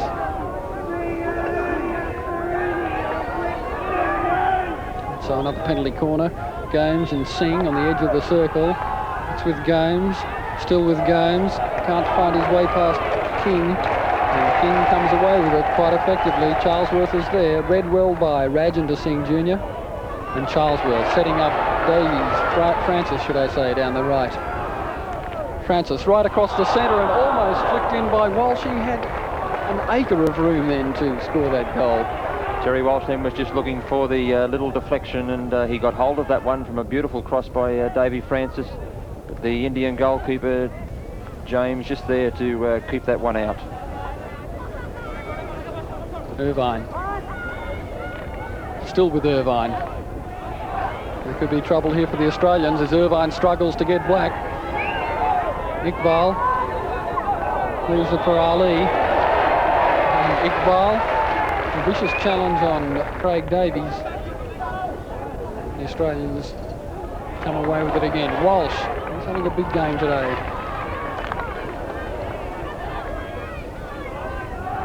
Singh. This is Singh. Graham Reid forced to come all the way out of his circle to make a good save.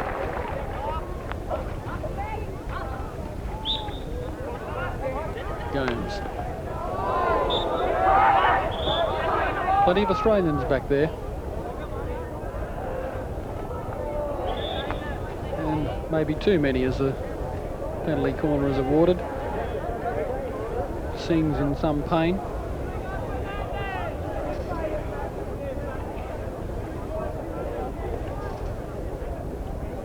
And there'll be a delay as Rajendra Singh seeks attention. He's been ordered off the field. The umpire says we're going to restart play. Penalty quarter's taken, and not well enough by the Indians. Gomes, Jalaluddin, right to the line. Bell's there to make an effective tackle and saving a dangerous situation. Francis, right-hand side of the field, again looking dangerous, giving Rajendra Singh Jr. a nightmare out there. In the centre is Hazelhurst. And Lisa's there as well. The Indians covering up. Smith. And how it's with Walsh. Walsh battling through the centre. Penalty corner. Intentional foul. Intentional breach inside the 25-yard zone. Earns the Australians a penalty corner and another opportunity to increase their lead. It was a good run then by Terry Walsh. He seems to be back to his old form today, a lot more life in his play, and you know, it's very effective for the Australian team at the moment. Craig Davies, the number 7. It goes to Craig Davies, punches it in, and that's a goal. 3 goals for the Australians. Craig Davies really blasting that one at the goal mouth. It came off an Indian defender, but it was such a powerful shot that he had no chance in saving it. Yes, Davies possibly a little bit lucky on that instance. I didn't think that number 5, Samaya, running out then, I felt the ball didn't hit his stick, and the ball looked a little bit high, but it's a possibility that deflected off Samaya's stick and has gone into the net, and it was a very hard hit from Craig Davies, and what a first half it is for Australia. 3-0, right on top in this match.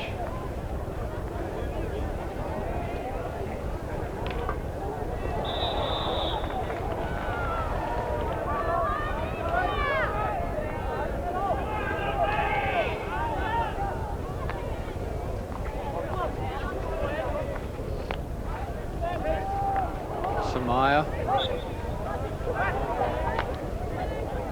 Look at Francis, out wide. Oodles of space yet again. Walsh is making a run. Leese's out wide if he sees him. Just tries to go a bit too far on his own. Leese was unmarked, left-hand side of the field.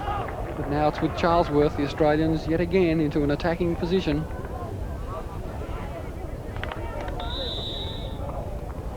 Davy Francis, Peter, is having a field day out there. I don't know, he must think it's Christmas time. Well, it's getting close to that, but he's number 6 Singh, who's supposed to be marking him. He's given him a good 20 yards.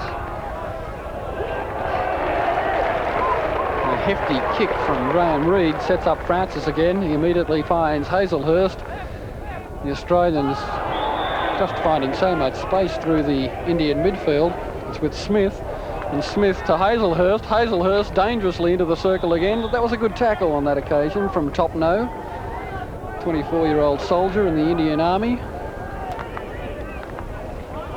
He was equal to that task. Jalaluddin working right, along with Gomes and Jalaluddin.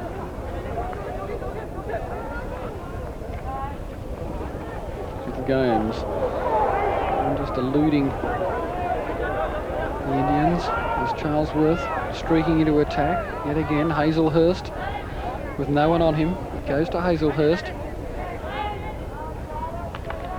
Lease is wide. Hazelhurst somehow finds a way through. Could this be number 4? Must be. A poor shot from Hazelhurst. It's still there. And the Indians come away with a free hit, but Hazelhurst surely won't be happy with that. No, he should have put that goal away, I think. He was only a few yards out and flicked it high. I think Australia could have been a bit unlucky then. It was hit by the hand off the Indian goalkeeper, but India come away with the ball. Along the ground might have been the better option for Hazelhurst. And now it's with the replacement Shahid. That damaging run again earns the penalty corner. We saw Shahid in devastating form yesterday when he came on. He's been brought on, and that's his first touch of the ball. Shahid, we predicted he might come into the match at some stage, and at 2-0 down, well, they certainly need some goals. Yes, I think they brought him on a little bit earlier today. 2 solid saves from Graham Reid, preventing any score from the Indians. It's now centre field with Trevor Smith to Charlesworth. 2 oldies of the Australian side, another 2 of 3 oldies, but they're not running like oldies today, as it's with Smith again. Walsh was in the circle. He was just on the line, and a classic field goal from Terry Walsh. What a brilliant goal by Walsh, and he's having a first-class game today, but excellent play again by the Australians, and nice pass by Trevor Smith here, who saw Walsh just sitting there again in the open, and very quickly, powerful shot by Terry Walsh, and first class by the Australians. 4-0, 8 minutes to go in the first half, and they're right on top.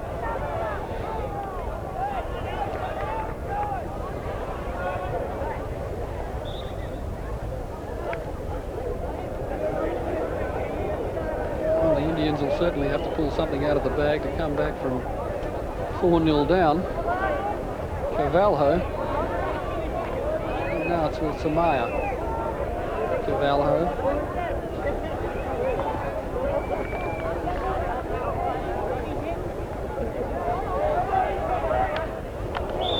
Dangerous ball. The Indian defence, Peter, is in, there's some shatters at the moment. Their fullbacks especially aren't getting up and hitting the Australian inside forwards. Their wing halves aren't marking tightly, and they're just in all sorts of problems, and Australia's just doing what they like up front.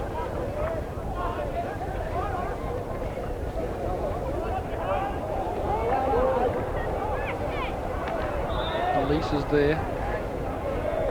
Jalaluddin. Now Samaya.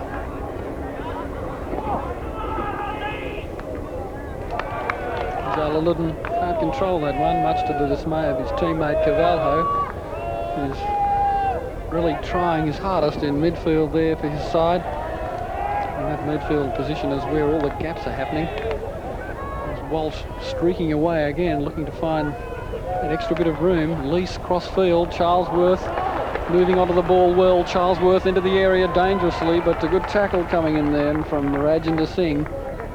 It's now with Hazelhurst. Francis out wide. Francis into the circle. Hazelhurst must have a shot. Spoons it over the bar. So 2 opportunities for Hazelhurst, although he was pressured on that occasion. He didn't have a great deal of time to have a clean shot here, and he tried to lift it over the Indian players, but too high over the top of the net. King. 1-0 ball from Trevor King. He's played 48 times for Australia, and he scored no goals in this tournament, but at 26 years of age, he'll probably have a few more years of playing for Australia. The Indians are on the attack. Jalaluddin and Gomes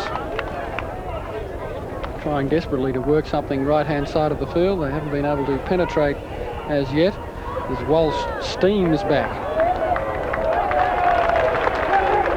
Charlesworth, centre field, lots of room. He's got several options, elects to go by himself.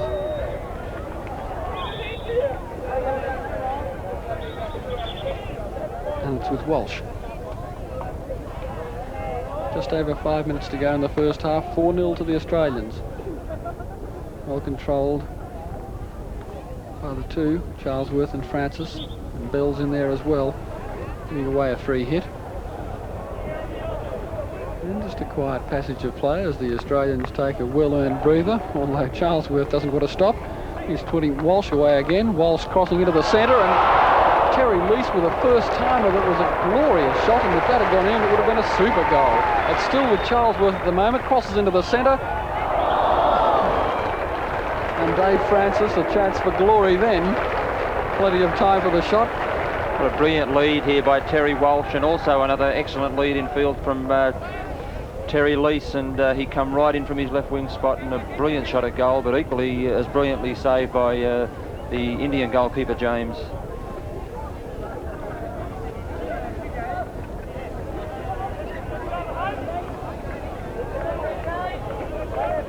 Samaya spoons it forward, trying to find Ali, running onto the ball. Two Australian defenders are back there in the persons of King and Davies.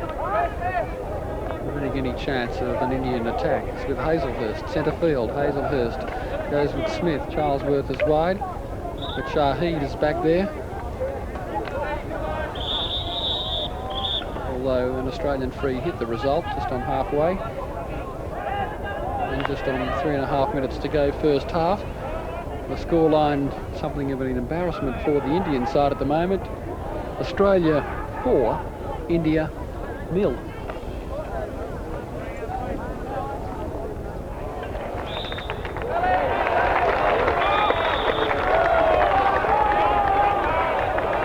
David Bell for Australia, again having a top-class game to go at the right half position. Hazelhurst and Walsh. Topno is back there and saves another dangerous situation, and now it's with Gomes looking to find Iqbal, left-hand side of the field, and look at Charlesworth. Absolutely no one on him centre field. Smith with Francis, right-hand side.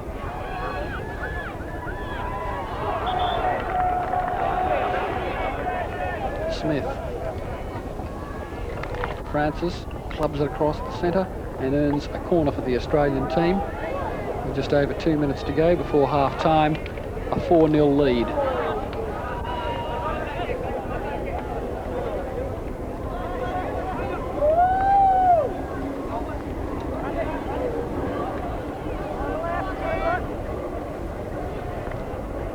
Gomes to Iqbal. No trouble for Irvine. It's with Charlesworth now. Charlesworth back to Irvine. And Charlesworth again. Super play from the Australians. Oh, savage blow to Charlesworth. And a card may well come out here. Iqbal and Shahid in there. Charlesworth. And probably a little unlucky to be hit with such a savage blow.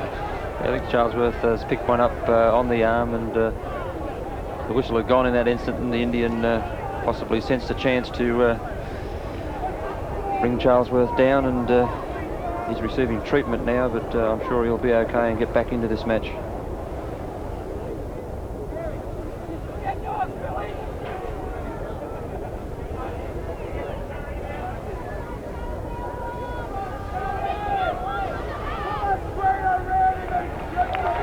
have a look at that incident again. Iqbal's in there and coming in with the drive. He's being held back and a savage hit. And Charlesworth on the ground. Now it's with Bell. And across, and an open goal for Terry Lease. Comes to naught. The Australians still in that dangerous quarter of the field, even though they are not at the present moment in possession of the ball.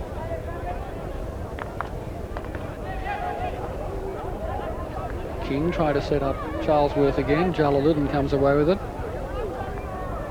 Spoons at centre field to Shahid with a lot of pace. Bell has too much pace for Shahid though, and covering up beautifully in defences. David Bell. Brilliant skills then by Bell. He sucked the Indian player in, thinking that he was going to take a reverse stick pass back out, but he let it roll across his body and come back on his four-stick side. And beautiful play by David Bell. It's Cavello with the ball for India out wide to Gomes. Gomes to Jalaluddin. It's a free hit to Australia, and it'll be Craig Davies to come up to take the hit. Clears upfield to Terry Walsh, beautifully around his man, and Walsh still going, but Hazelhurst just caught offside then. It's Janik for India. Cavello to Samaya. Samaya looking for the overhead ball, but Irvine's back there in plenty of time and touches it on to Trevor Smith. Charlesworth leading out wide. Charlesworth plenty of room here, and Francis again leading beautifully inside across to Terry Walsh, and a chance for Australia, but just off Terry Walsh's feet, and beautiful play then by Charlesworth and Francis. Free hit to India on the 20 metres out, and it's Topno to take the hit. Topno straight onto Charlesworth's stick to Trevor Smith to Hazelhurst with plenty of room to move. Hazelhurst over to Charlesworth. Charlesworth to Walsh, and is unable to get hold of it, but another excellent lead by Terry Walsh. And half-time, Australia 4, India 0. What more can you say? A first-class exhibition from a first-class hockey team, and Australia well on the way to winning their first major world tournament. And I can't see them losing from this stage, but you never know, India can come back. But the way the Australians are playing, we should see plenty more goals in this second half. Terry Walsh and Charlesworth coming off the field. Walsh very happy, naturally, 2 goals, and an excellent performance from him today in the centre of the field. It's good to see Terry Walsh back to some goal-scoring form, and it's been a little dry for him in recent internationals, but he's a first-class hockey player and never gives up, and he's a proud Australian there at the moment.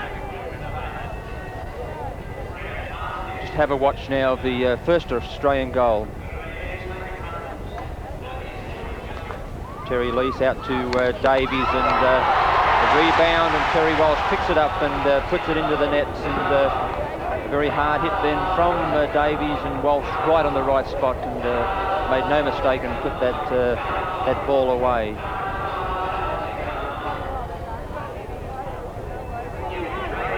A lot of entertaining play by Australia in this first half, and probably being allowed to dictate the game. The Indian defence not looking good and a little bit slack, and it's allowing the Australian forward line plenty of room to move, but it's certainly creating a tremendous atmosphere here this afternoon at Royal Park, with a capacity crowd in attendance, enjoying some brilliant attacking hockey. We'll see the second goal for Australia. Terry Walsh led down the right side.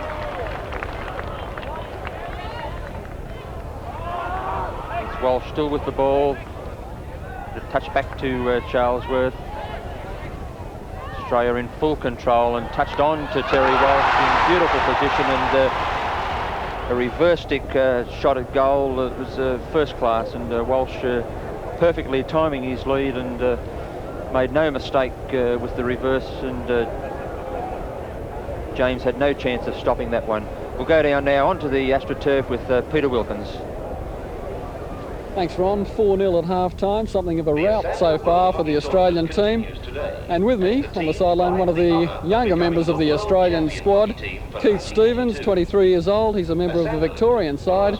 And Keith, you'll be pretty happy watching a performance like that, although not so happy because you're trying to find a way into the Australian team. Yeah, well, the answer to the first question, even though we're 4-0 up at this moment, I think the Indians will come out in the second half a completely different team. They invented the game, and I think they'll certainly start, rethinking their plans. I don't think you should write them off straight away, although a lot of the fans at the moment are. I'm really sort of sitting on the sideline there. I really wish I was out there, especially now, because the game's so exciting and the ground's such a good ground. I'm really missing being a member of the team.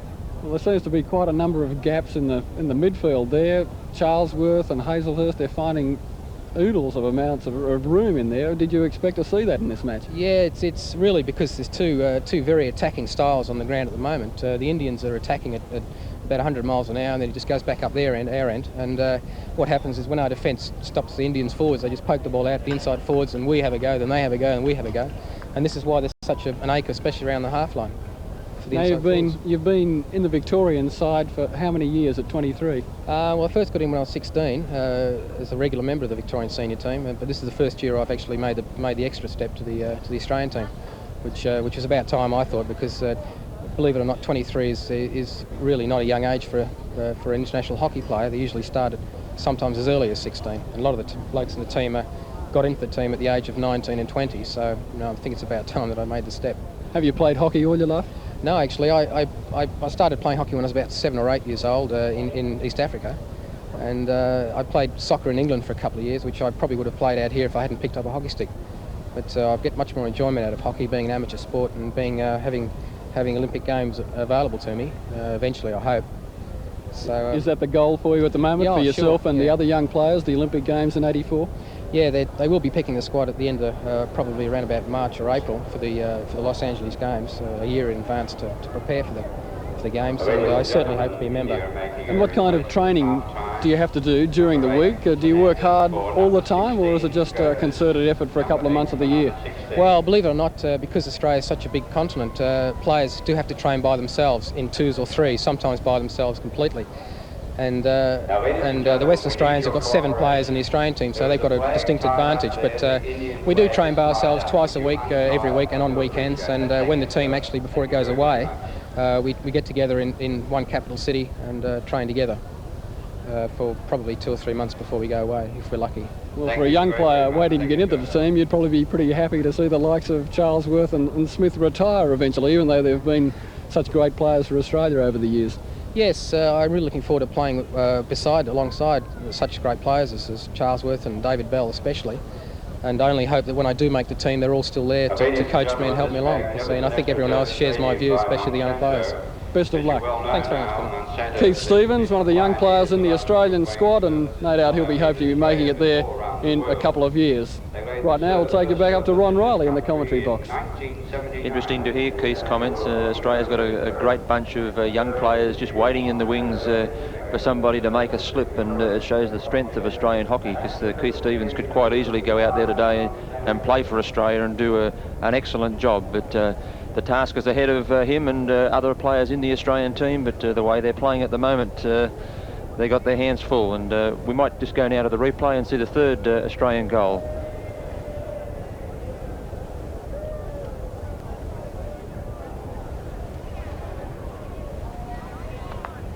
It's Craig Davies again for Australia, and gave the Indian defence no chance whatsoever. And Davies really hitting the ball cleanly today off the penalty corners, and when Davies is hitting the ball as well as he is, Australia is really performing in that area. And but also the pleasing aspect today, we've seen some very good field goals by the Australian team, and if they can pick up the odd penalty corner, it's just a bonus to this side. And I'm sure in this second half now, Australia should still come out determined to score more goals, because India could quite easily, if they get a goal or 2 in the net, we can see a reversal of form. But I think naturally it's all Australia, and hopefully they'll go on and win their first major world tournament. We've seen Australia in this tournament have some problems with converting the penalty corners. The Netherlands great exponents of that art.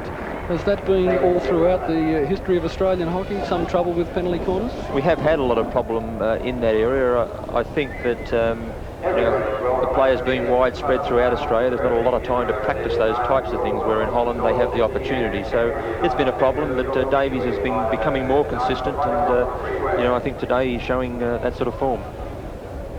Well, the final goal for the Australian team in the first half came in the 27th minute, and it was Walsh who converted a great opportunity. Francis moving right-hand side of the field, cut out there, Smith in the centre, played back in, and look at that club home by Terry Walsh, and that was a superb goal. There's no chance for James in goals then, and Walsh in perfect position, and made no mistake to put that ball away. No doubt they'd practiced that quite a deal, shooting from the edge of the circle. You would have practiced that in your day quite a bit, Ron? Yeah, a lot of emphasis in the Australian style of play that is put on, training around the goal circle, and especially in the forward area, and a lot of emphasis is put on that aspect of our game, and it's vital with the style that Australia plays, and the players now are really perfecting that skill. So 35 minutes to go in the Esanda World Tournament. Here's the scorers. Walsh with 3. 4-0 to Australia over the Indian side.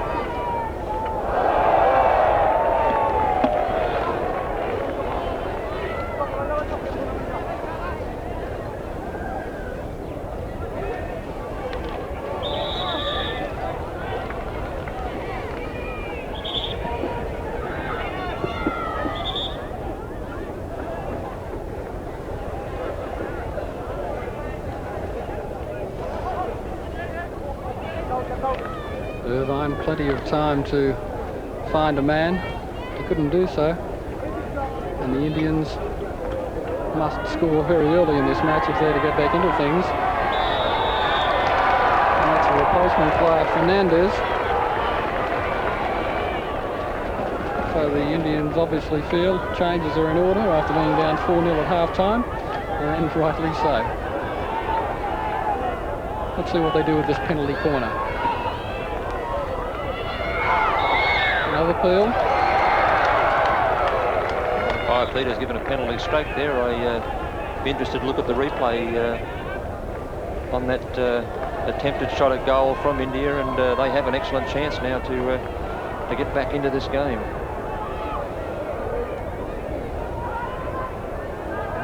I think it's come off number 2, Jimmy Irvine's body there. It must have been, and that was the reason for the penalty. It was a certain shot at goal, and Irvine's body in the way, so it's a chance for India. Captain Zafar Iqbal, attempted penalty stroke, and the first one missed in the semi-final series. I think the first one missed from all the teams engaged in the matches today.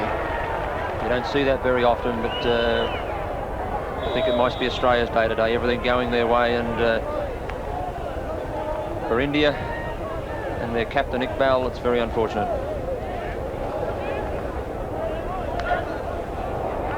So no joy for the Indians as yet. It's Francis sets up Walsh again, running with a great deal of enthusiasm today. Looking for that centre pass for his men Hazelhurst and Lease. Can't find them. Charlesworth.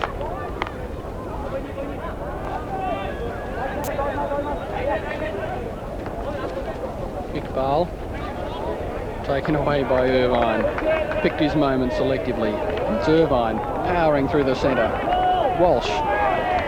At that time well by the Indian defence.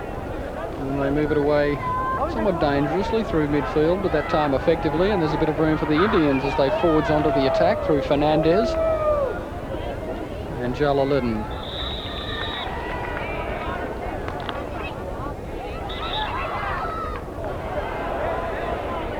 There's no doubt the Australians are going to run all day. There's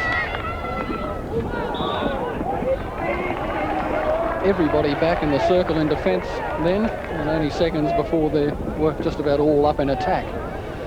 4-0 the score with about 2.5 minutes gone in the second half. It's Irvine. Irvine's been looking all day to use his famous 9-iron chip shot. On that instance, he had a bit of time to try and lift it over the Indian defence. Fernandez. Shahid. Haven't seen too much of Shahid yet. Perhaps the best is yet to come. As Charlesworth forcing his way through the centre and looking for Francis out wide. Can't do so as it was well read by Rajinder Singh. Playing just below our commentary position with Rajinder Singh right on halfway.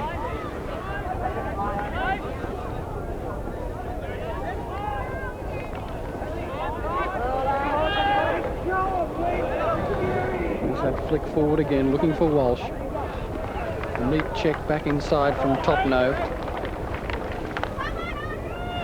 His pass is in turn cut out by Smith. Charlesworth is in there, so is Smith. It's with Charlesworth now. Charlesworth to Hazelhurst. Danger as Walsh comes in, controls it beautifully on the goal line. Plenty of Australians up there. Can they put this opportunity away? Flick high and wide, only by centimetres did that miss the net. And Walsh looking dangerous every time he touches the ball today.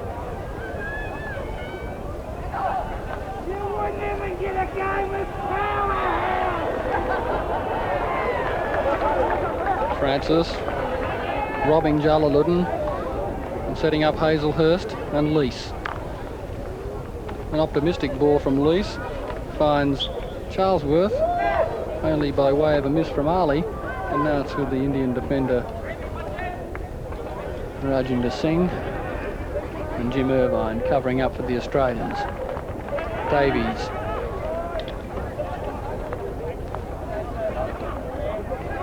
Charlesworth.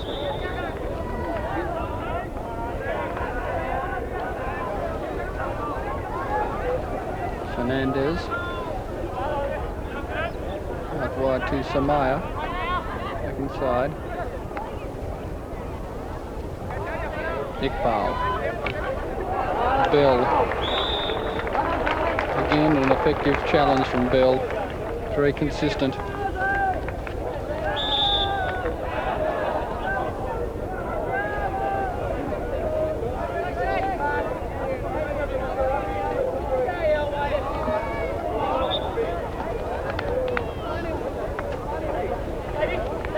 Francis. Chance for Walsh again. He's very close. Francis coming in for the rebound. Confronted by three Indian defenders, but earns a corner for the Australian team with a score of 4-0, 6.5 minutes gone in the second half. Francis to Charlesworth, lunging forward, cleared away by Ali. And Ali to Iqbal in a bit of space, left-hand side. Can't control it though, unfortunately for him. And Bell. Back to Irvine. Francis. Excellent control from Francis. Smith is centre. The umpire picking up an infringement then from Francis and allowing India back onto the attack again. Ali, Iqbal. A sea of Australian jerseys in the centre field there and not too many Indians. Charlesworth. Perhaps if that had been controlled well, the chance would have resulted for Francis. And it's still there for the Australians. Now what can Leese do with this? Looking for Walsh centre field. That's off the hand, is it? Heavily corner.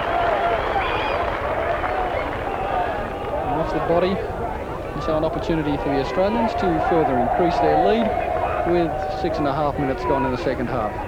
Nice run then by Francis and Leese, and Leese put the centre across looking for Terry Walsh, lead in front of the goal mouth, looking for that deflection into the net, and it was off the Indian player's body, and it'll be Craig Davies for Australia to come up and try and make it 3 goals in the match for him. But Davy Francis getting a little bit of attention from the Australian physiotherapist.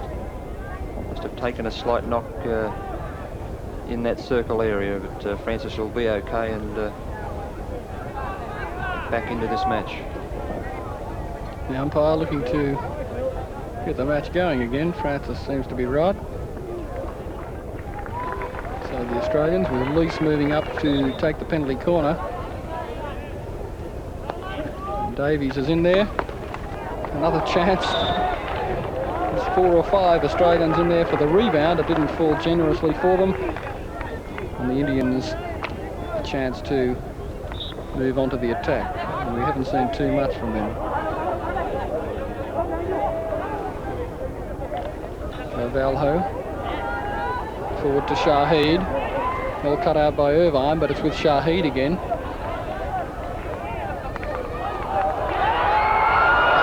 Good save then from Graham Reid.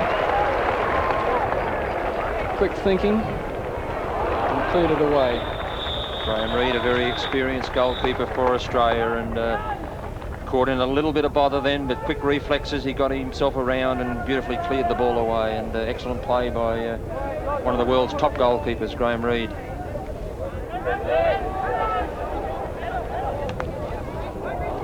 Smith just failing to find the stick of Francis. 16-yard hit to the Indians, top no. Drives it forward. Shahid finds it, and now it's Iqbal. Bit of space for the Indians. See what they can do. Fernandez. He's very cool. Back in defence. Hazelhurst. Loop it forward. Smith. Wide to Francis. A bit of room. The umpire trying to get out of the way. Francis clubs it across the centre. It got through 2, not 3 though. And driven over the sideline somewhat aggressively by Carvalho, who seems a little upset with the way his defenders are operating at the moment. Charlesworth and Francis. Francis again.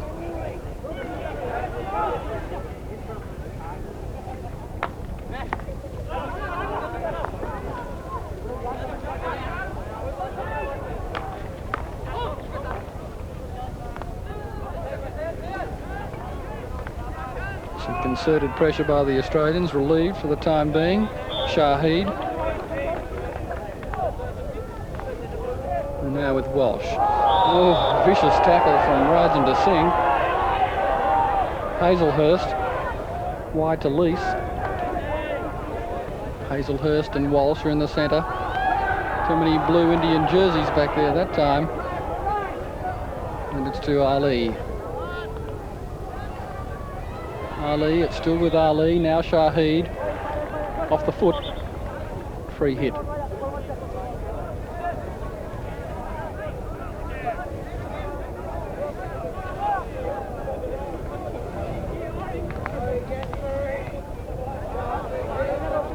one shouldn't be too much trouble for Rajendra Singh Jr. There's a Rajendra Singh Senior in the Indian squad, he's not in the side today. Walsh to Lease. Rather Hazelhurst there. This is Charlesworth.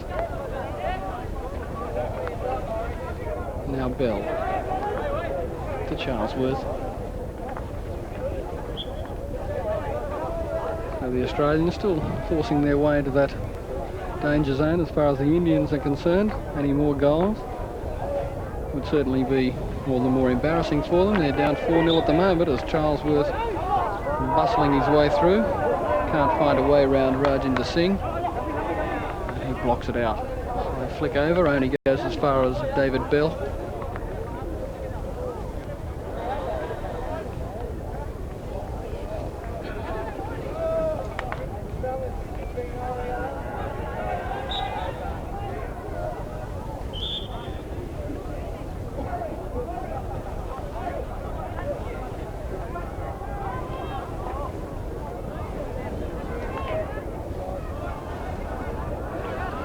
Iqbal. No way across the centre there.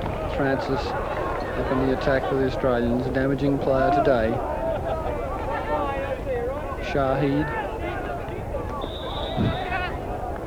Shahid manages to earn the free hit. Trying to force his way through 3 Australians, and Iqbal. Still the free hit for the Indians. Carvalho to Shahid. Shahid, those skills we saw yesterday, crosses it into the centre. There's no one there, unfortunately for the Indians, to capitalise on that good work from Shahid. Although, if they get the ball in now, Rajendra Singh working play on the left-hand touchline. They could open their account. Cavalho elects to go back to Benit. Crossfield to Samaya. Cut out well by Lees. Plenty of space.